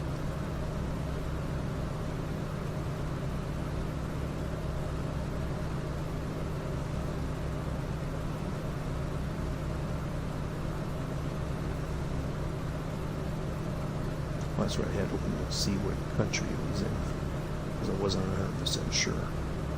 Alright, runway 15, we are at sort of elevation of 82 feet. Ooh, wait, no, yeah. Alright, so we're going to go, from where we're coming in, there's a slight uphill, so that should help us slow down a little bit once we're on the ground. we will ask for parking instructions and approach.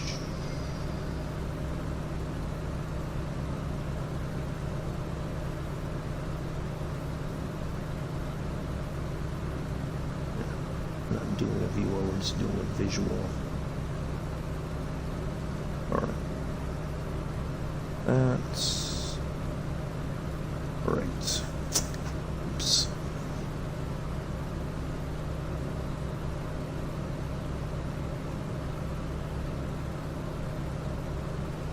Cannot believe we aren't able to talk to them. I mean, we've got to be getting closer.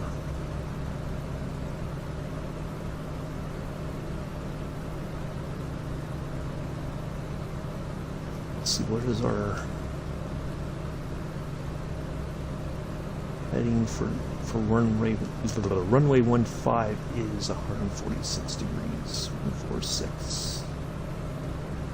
Okay. Because the VOR DME that I chose, it's just it's on the I guess kind of like the back side of the airport. It's closer to runway 33. Yeah.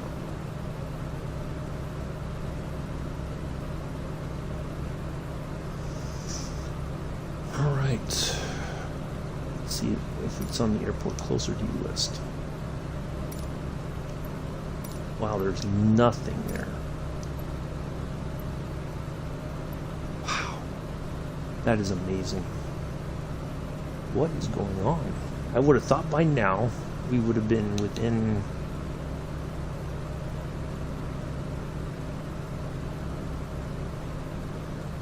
I wonder if... Let's try this. Zoom it out. Nope. I zoom it in. Nope, that doesn't change anything.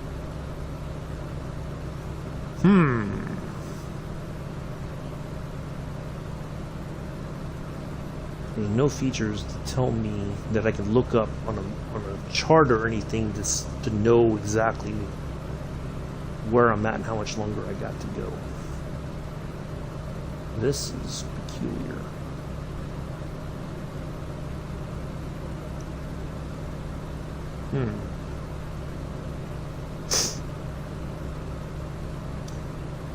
Well, I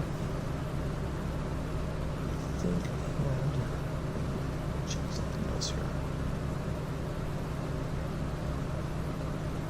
640. So I got the VOR DME correct.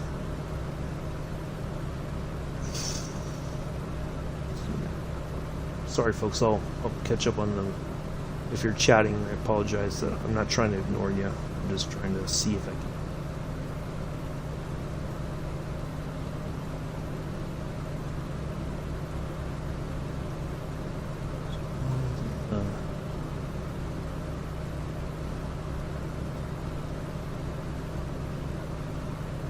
I don't even see the VOR DME on here.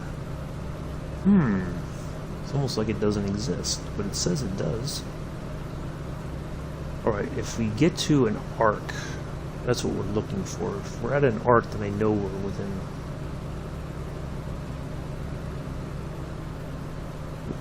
We're near our destination. But I'm a bit surprised, so I thought we were... Unless that thing really threw me off, and we still got quite a bit of ways to go, I don't know, because I can't really...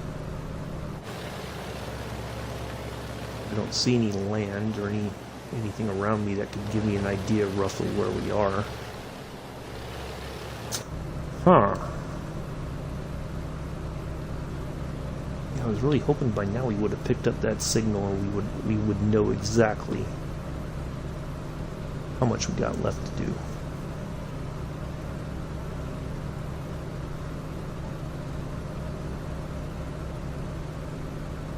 I hope I didn't read that wrong, that it was a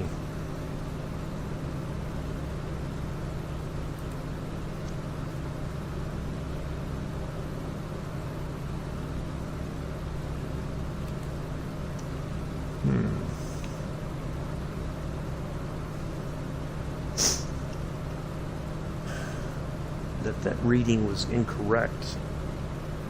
Because I thought that gave us an idea how far we were away from the previous VOR DME.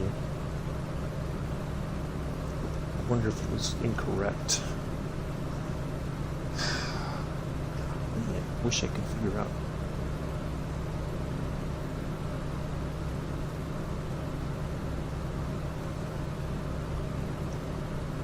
Because if it said roughly 200 nautical miles behind us, that meant we should have had only 30 nautical miles left, because it's a 230 nautical mile flight, or leg of the flight.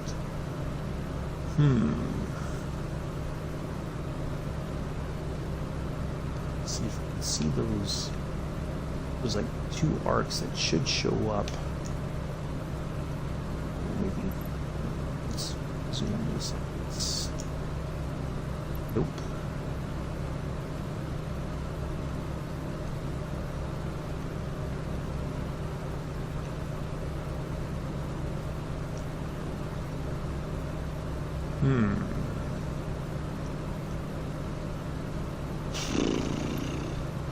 Well, this is quite peculiar.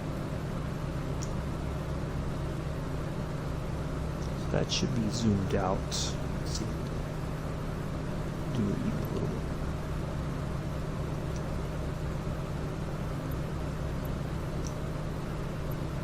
Nope, that's enough.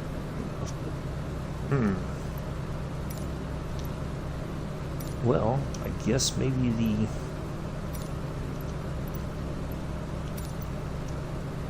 maybe I misunderstood the readings on the little DME thing the entire time. Maybe I don't know. This is strange.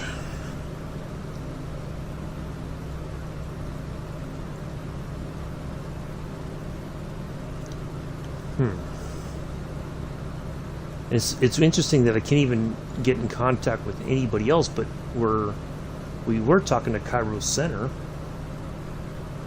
so I don't know why we can't even contact them. I would have thought by now we would have heard something from somebody. Well, you know what? I know what I'm going to do. We're going to have to cheat a little bit. Wow, we still have 86 nautical miles to go. Wow, I was completely fooled. That was whatever was being told here was off. Like that system was not giving me correct information. We still got 86 nautical miles to go. Wow, okay.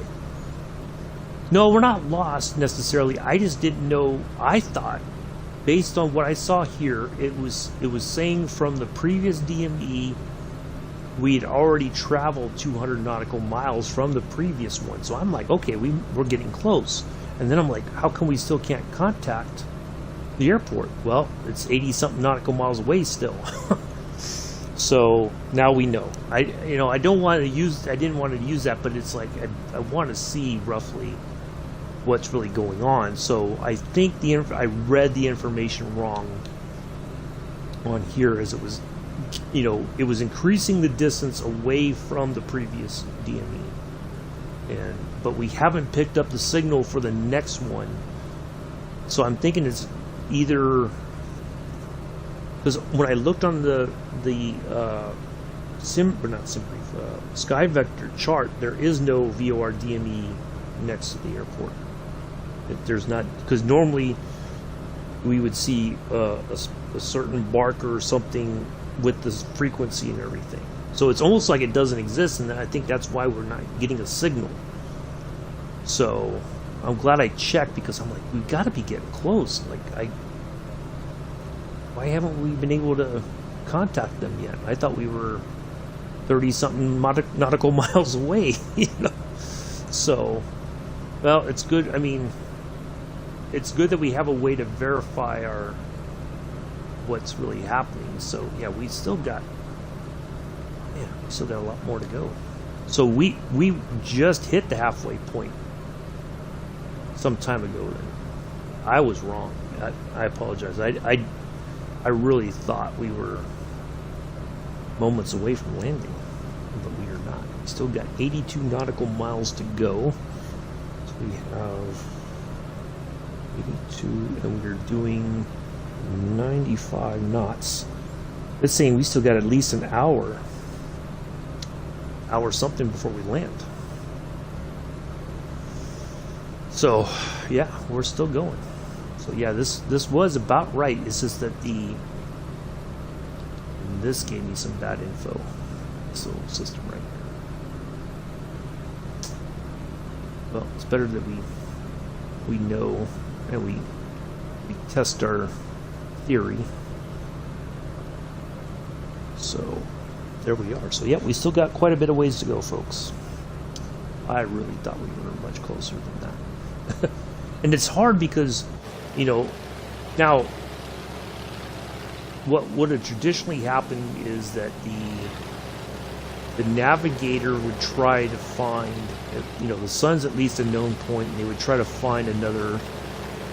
If the moon was up, right, they could shoot azimuth to those, and they would know roughly where they were. So they would know. Then they could look, and they'd say, okay, we're here, and we have this much left to go to our destination. So, but that's if you can find, you know, an object that you can get an azimuth with. That's that celestial navigation I was talking about that Captain Arish is when he flies with Allison doing the recreating the flight of Amelia Earhart. He takes the place of Fred Noonan, but you know, he's a navigator, so every so often during the flight, at a certain point, he has to take the azimuth, and then they can try to figure out roughly where they are, and if they need to adjust their heading or anything like that. So, yeah. Well, there we go. Now we know. No one's after that. Joe. So I was like, I knew we didn't miss the airport because it's right on the coast there. So that's the deal.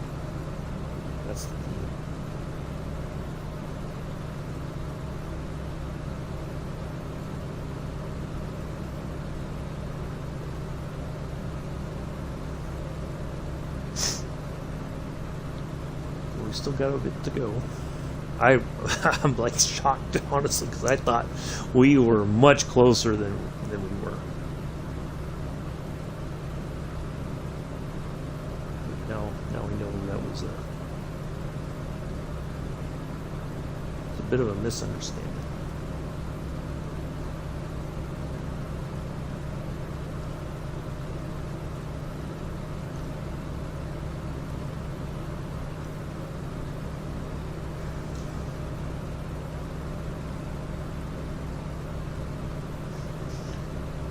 Oh, I didn't turn on the fuel use today, Patrice. I forgot. So no, we're not in danger of running out of fuel.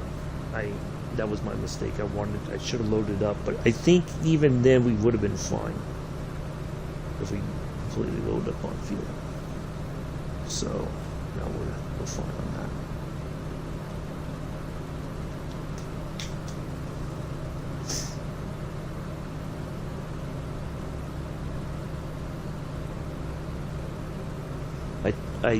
When we took off, I was like, oh, I knew I forgot something, but there's no point in changing it now. We're almost there anyway. So I do want to make an effort to work on that as well.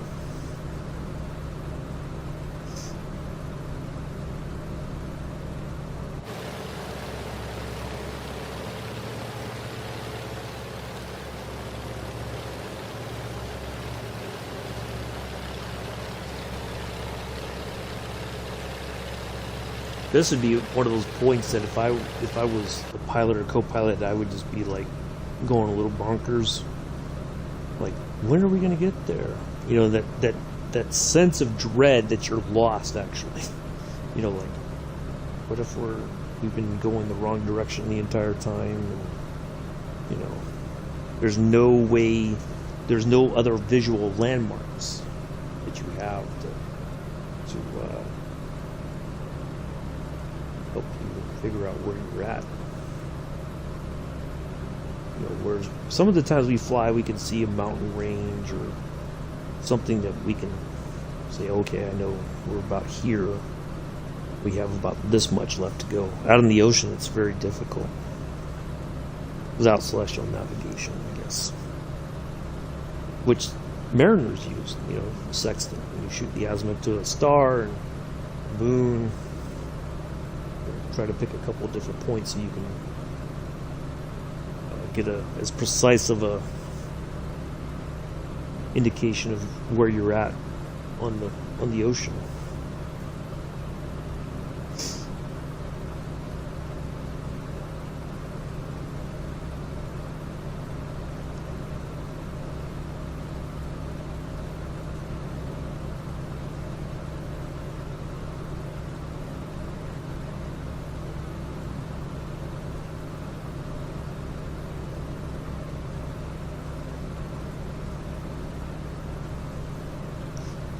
So we'll keep plugging away.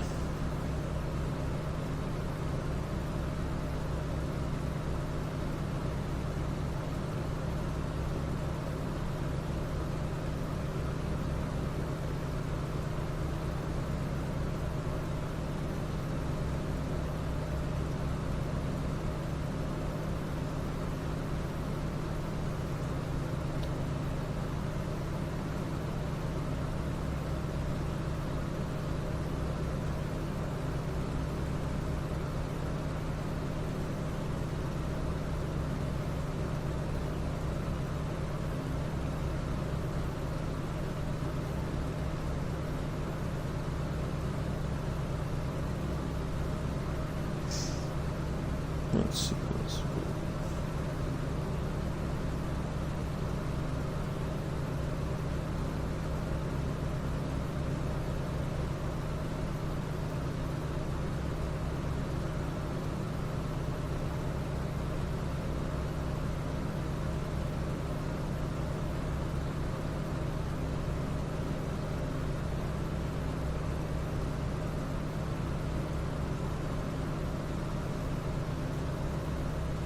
What else? Yeah, I think there's not really much else going on.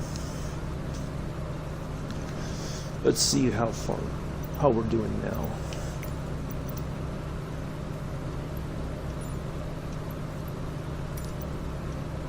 .68 nautical miles. So we've made a little bit more progress there.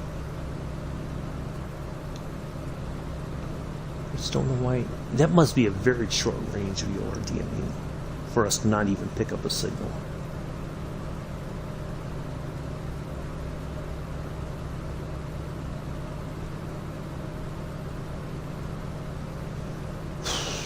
Let's see if we can even talk to them yet. Nope. Oh, nope. Oh, we are still too far out to make contact. Radio. That's insane. So I guess really we got to be at least 30 nautical miles or closer.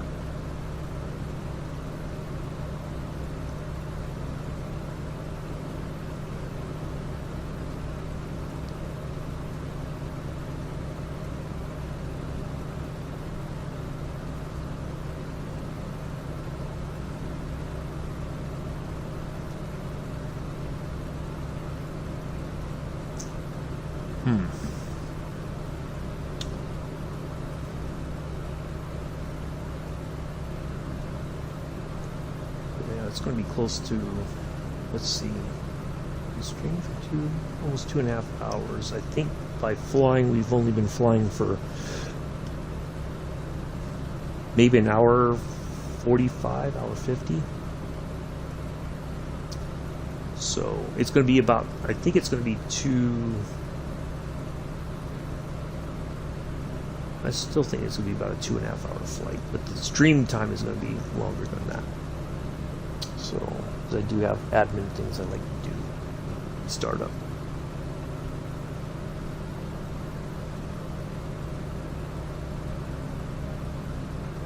I need to grab me something to eat pretty soon.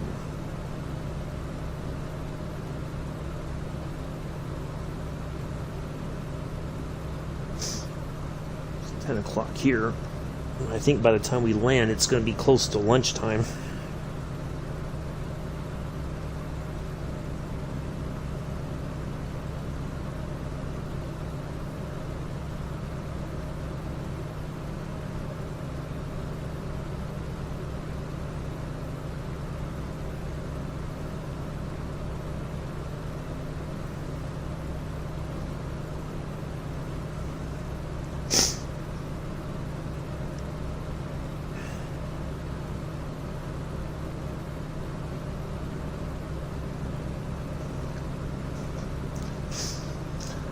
Once again, I appreciate everybody coming in and hanging out. I know a few people have been lurking off and on. Thank you again for the 13 thumbs up. Appreciate it.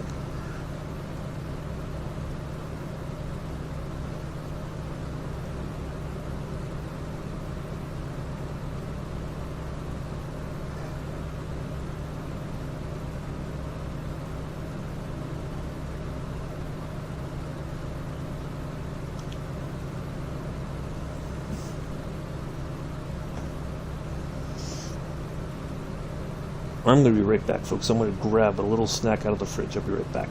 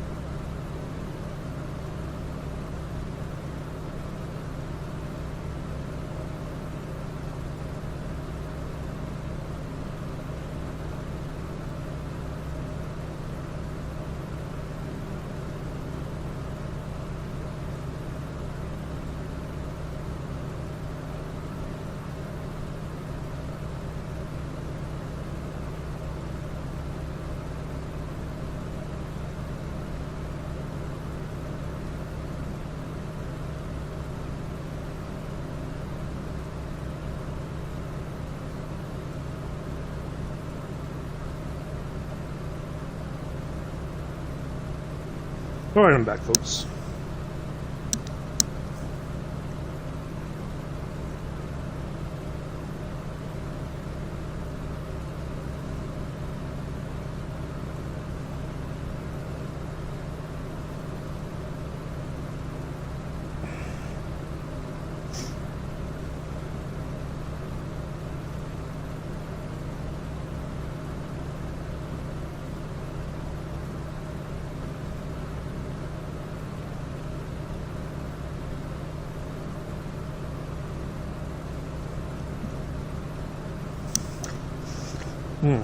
All right. Got the third wind with a second and a half wind, whatever.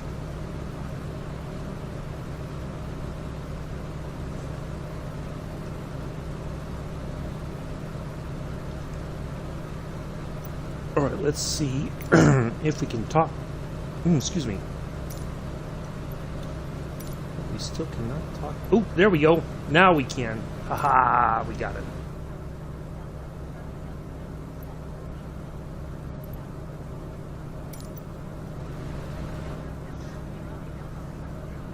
Yes.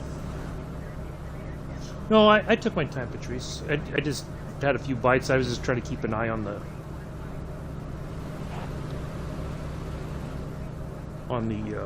plane. So no, I'm good.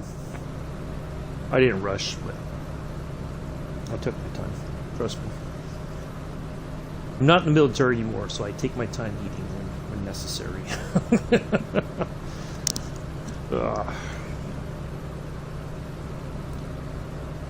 Unless there's something happening that's an emergency of some sort.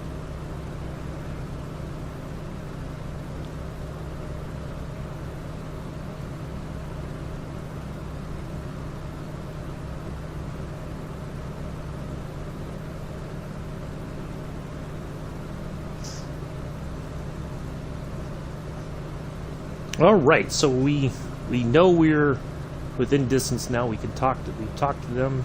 We've got permission to, quote unquote, permission to land. Not that I was going to do it anyway, regardless. So.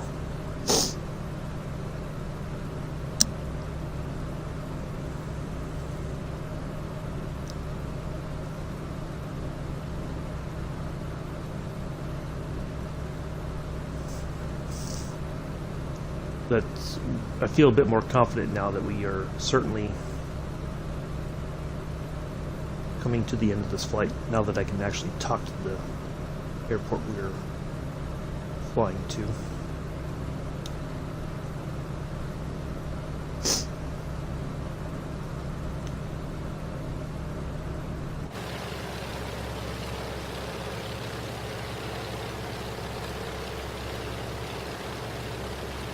Using a bit more altitude here so that we are somewhat set up for landing. Ooh, that is a lot of altitude. I don't want to lose that much too quickly.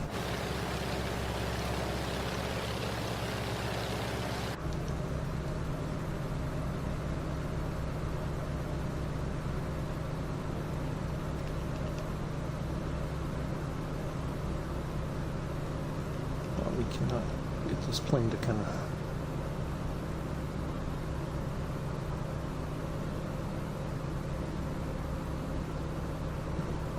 I just want a small decrease in altitude. I don't want to lose too much too soon.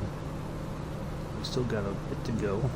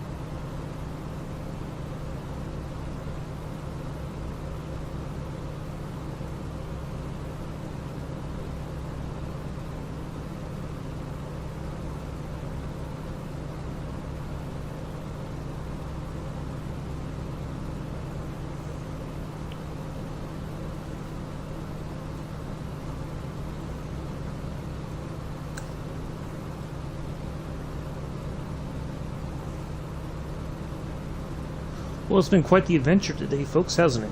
Let's see what our total flight time is once we are on the ground. Curious to see how that plays out.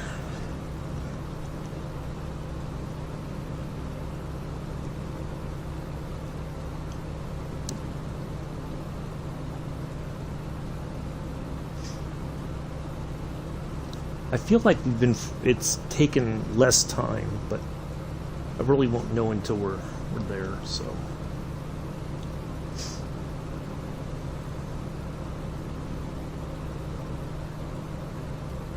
I still don't know why it had a. I know it's a VOR DME because I checked before we went flying. We never picked up that signal. I know I'm tuned into it. It's the one that I read and double checked the numbers just to make sure.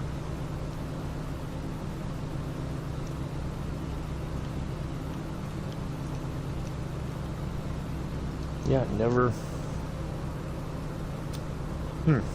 Oh well.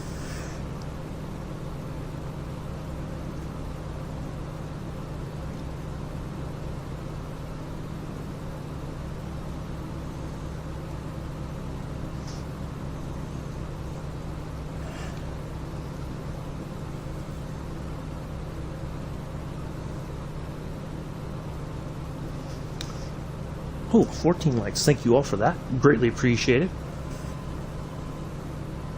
Oh, now, there we go. Now I hear it. It is a, oh boy, that is not a very far. So there was like a dead space at some point. We couldn't hear the VOR DME behind us, and it took us till we were under 40 nautical miles to pick up the VOR DME here. Wow. Okay.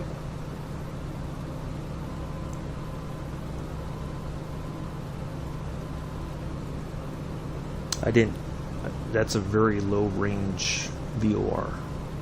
Doesn't have as far reach as Iraklion does. It looks like.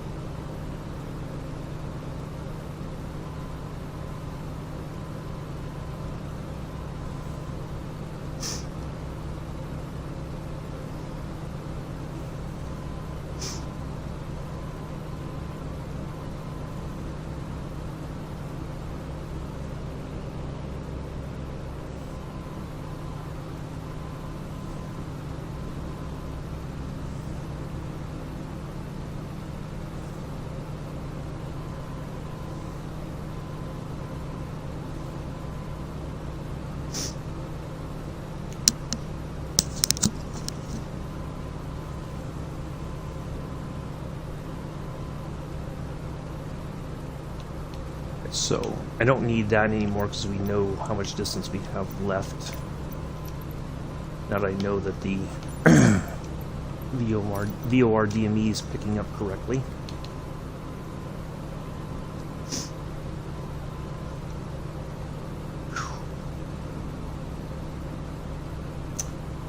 What a relief.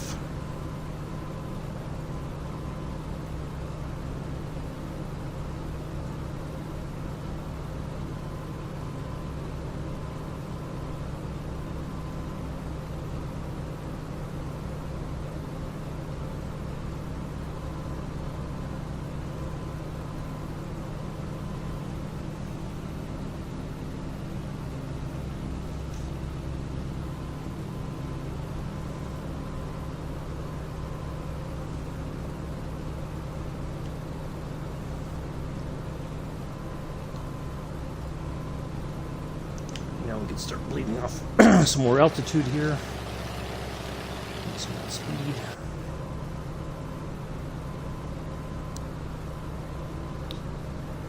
And eventually, folks, I will turn the laptop to the side so I don't get distracted on as I come in for landing. Let's go ahead and lights on. Just because I like to be a well-lit plane coming in for me. So if everybody knows you're coming in.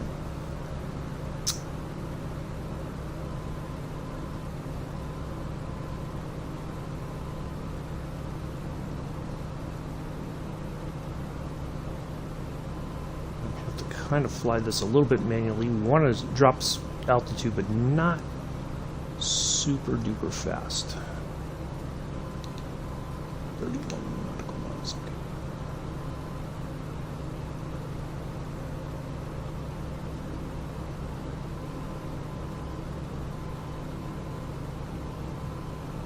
Okay. It's very difficult to do with just the Xbox controller, which is what I've been using all this time. Had the means, I would certainly pick up a yoke and throttle. At least the Velocity 1 for the time being.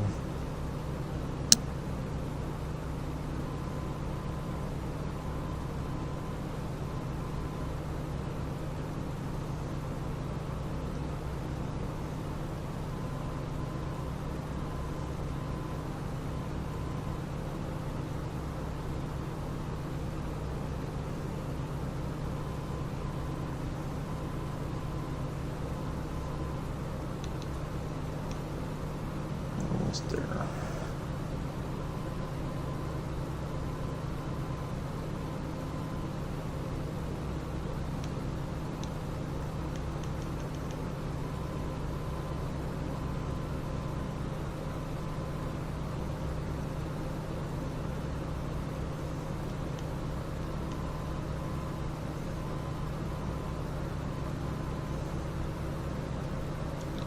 Drop some flaps to get slowed down here a little bit.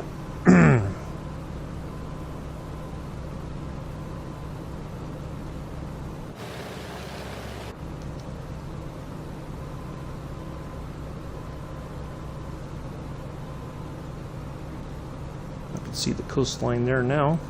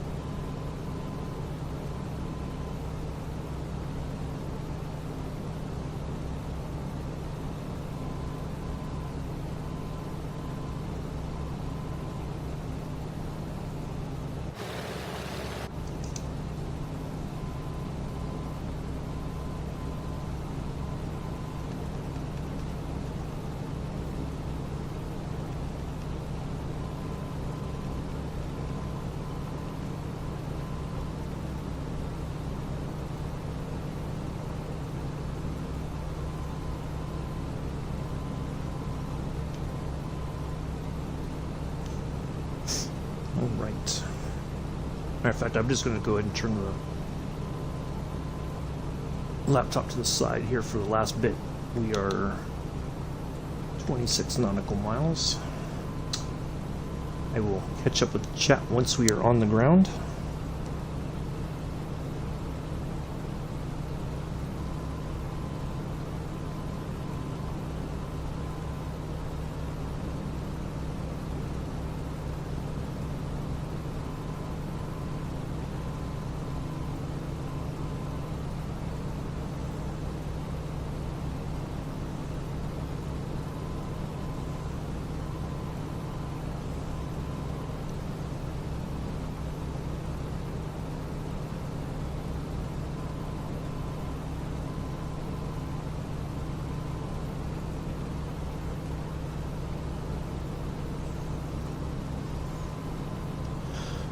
All right.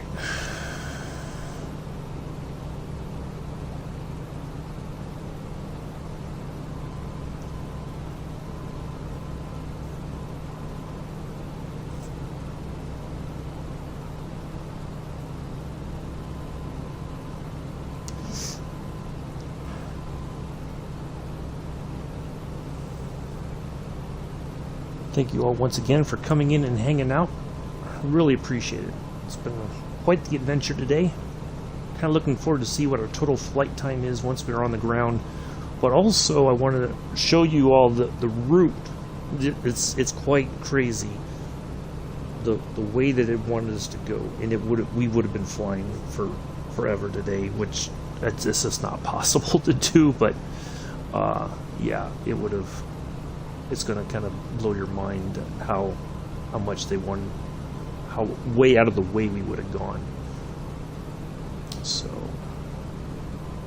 which probably, I don't know if that would have been, well, I guess that would have been the way they would have gone, possibly, because then if there was any issues, but that's a 10-hour flight, that's like most of your day right there gone. You would have to get up right at about sunrise, get in the air to get to here by late afternoon.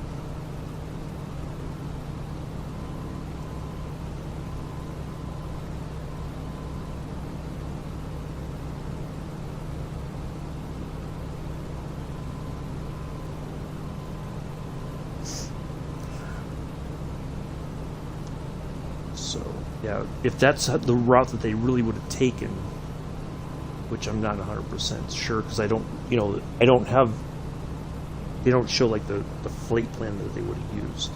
It's just the destinations, basically. So, yeah, it's a bit,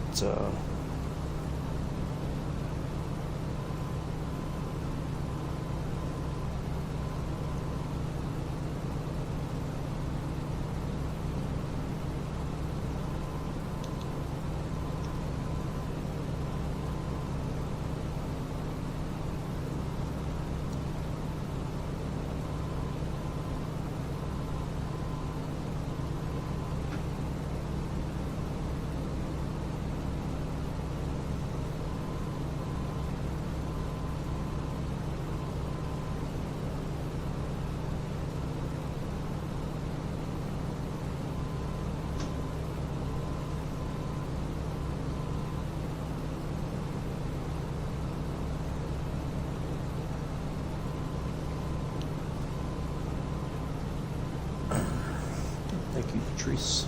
Yeah, it's been quite the adventure, as I like to say.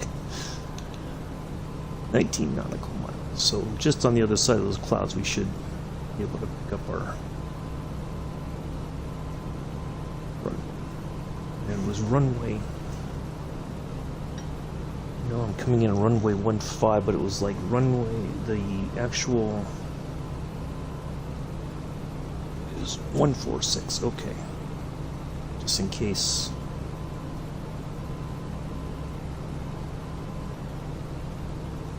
Need to double check my.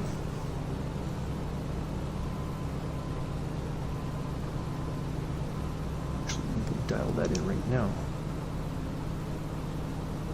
so we know which way to turn for our runway. We won't really follow the VOR all the way in, since it's kind of behind the airport into the. So yeah, it would have. In fact, I think we are. Yeah, let's just go ahead and turn this off. We're close enough now that we should be able to make visual.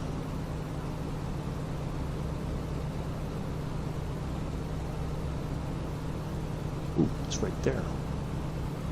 Oh. So yeah, we gotta turn and then turn back to the left again. Interesting. I thought it was like over here, but I was wrong. I can't bear the sea anymore. Yeah. Yeah, it's been it's tough flying over that because you have no way. Like, if I knew how to do celestial navigation, figured out here, use it on the Xbox, because on the PC it'd be much different. There's ways I could do it, but if I could do that, then I would have had a better idea of roughly where we were. But I thought we were much closer. So I think the technology that we were using kind of fooled us.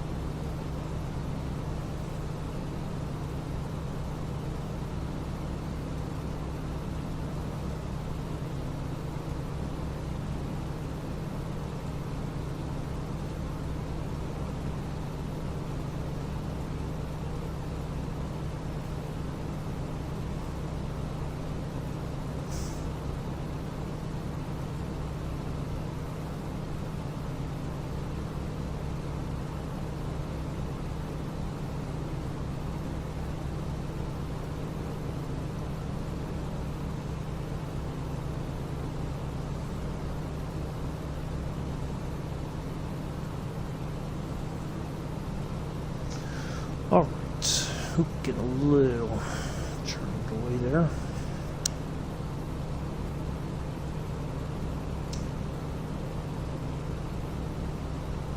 Oh, constant FP. Yeah. Well, I'm really looking forward to the new, to the update to Italy tomorrow.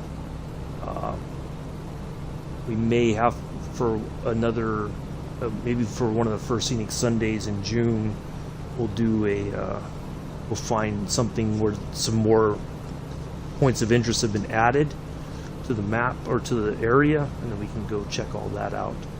Some of it was it was not bad, but I think they're going to add even more stuff. So, yeah, looking forward to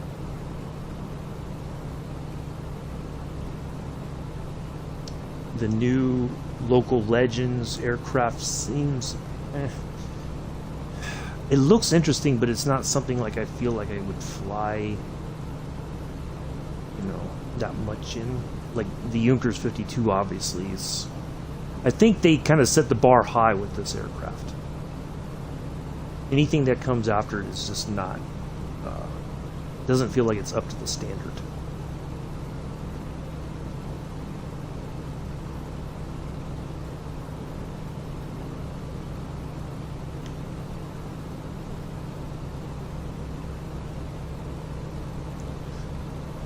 What's the local time here?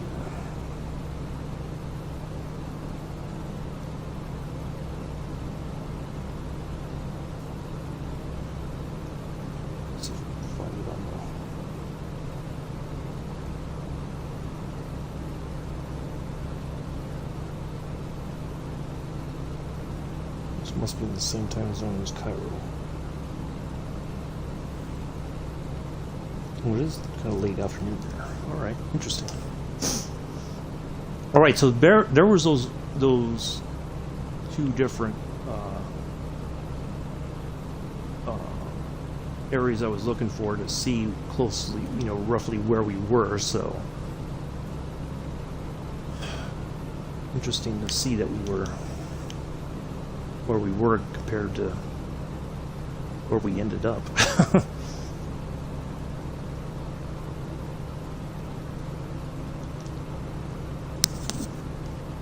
little more flap there.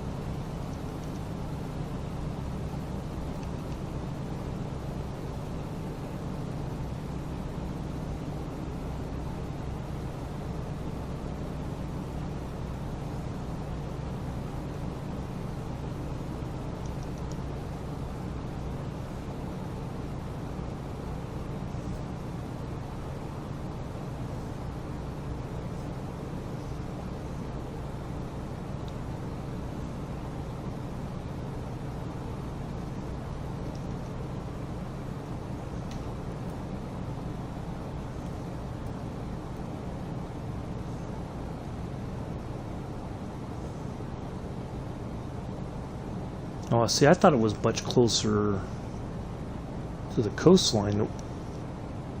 The way it looked like it was like right there, but it's a little bit inland.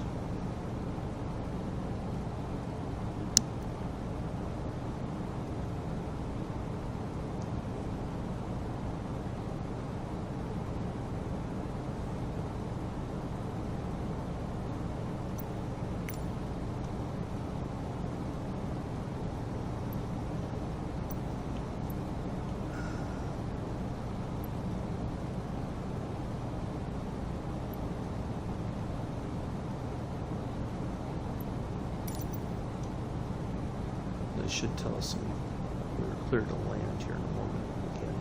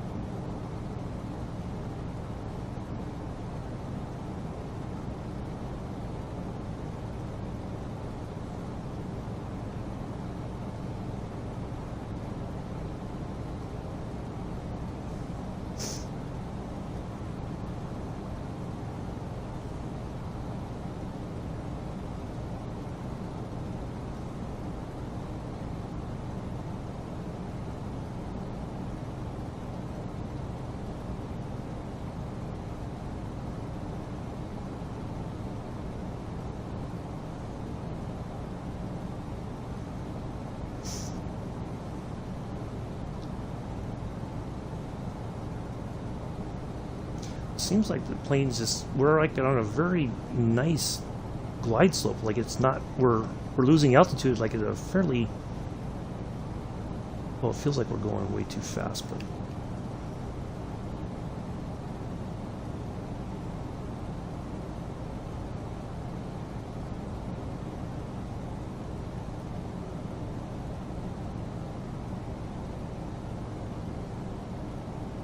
we don't want to drop too much more quickly.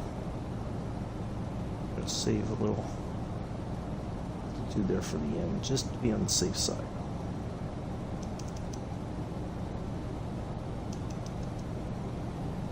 Don't want to stall out either.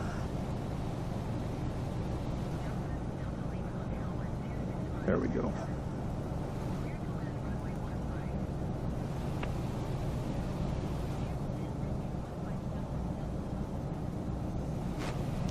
Junkers, not Junkers. Oh, it so annoys me that they can't even pronounce it correctly.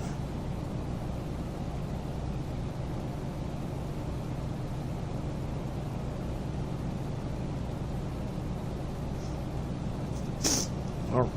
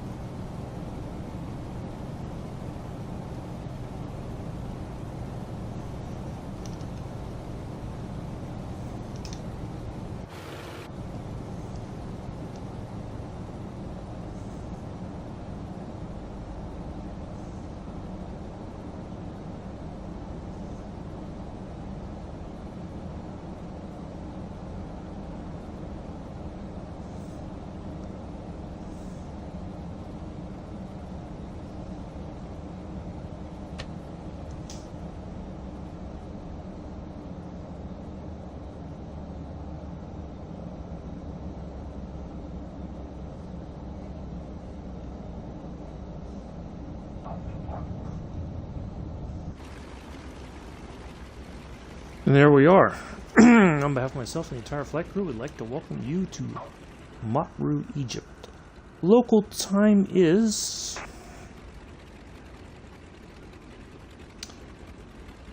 16:44 in the afternoon.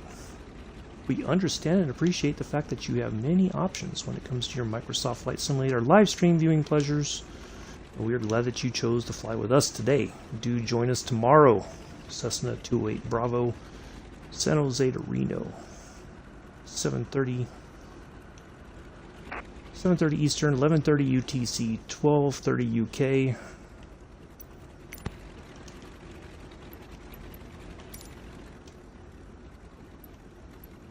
Maybe it's Matruh, not Matruh. Matruh. Sorry.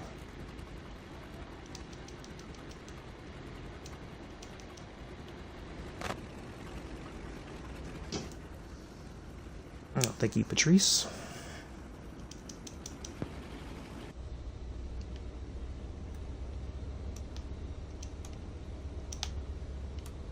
Yeah, I would have been a bit disappointed if we got all the way here and then we don't land very well.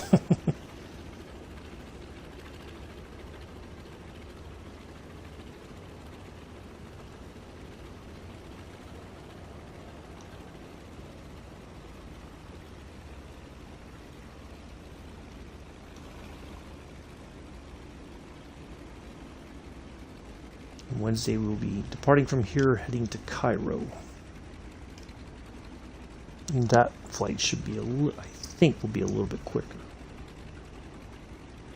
And it should be all over land, if I remember correctly.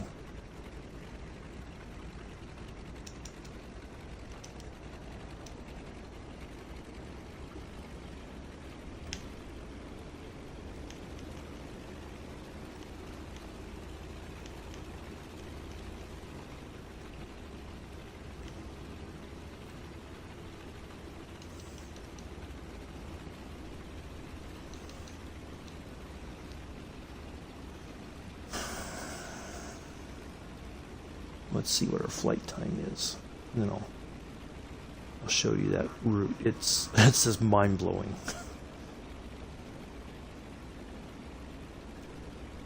I should have taken a screenshot of it or something.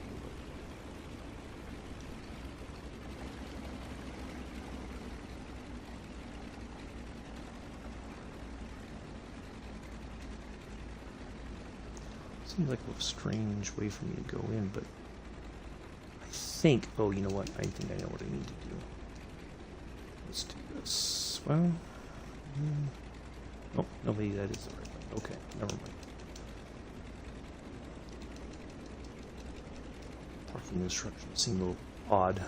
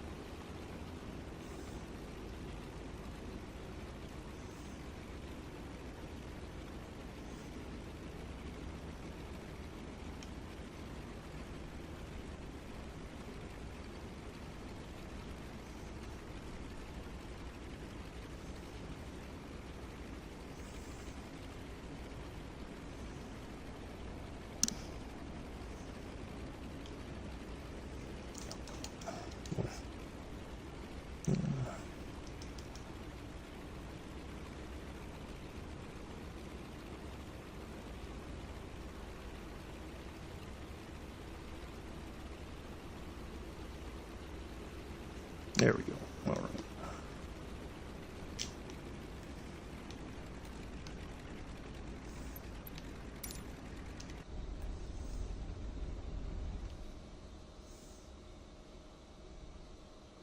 All right, let's shut the batteries down. Off. Oh, there we are. 2 hours and 40 minutes. So actually we did pretty darn good time-wise, I think. So let me make a note of that.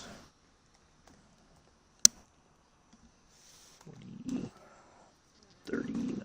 Perfect. Okay. Yeah, that was not too shabby at all. But let me show you guys this, though.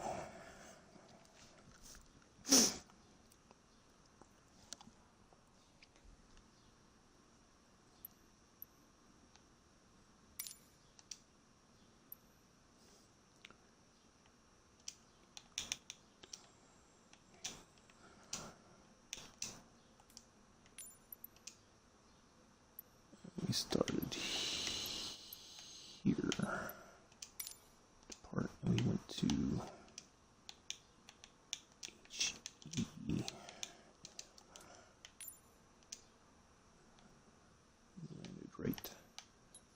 clear. Arrive. VOR to VOR. Watch this. Bam. 10 and a half, almost 11 hours. We've gone here to here, all the way down here. We might as well have gone straight to Cairo at that point. So I don't know if that's how they would have done it before, if they would have taken the route that we took, you know, to try to take the shortest distance possible. But yeah, there we are. That's going to be it for today, folks. I do greatly appreciate you coming in, hanging out. Thank you again for the 14 thumbs up. I'll see you all tomorrow.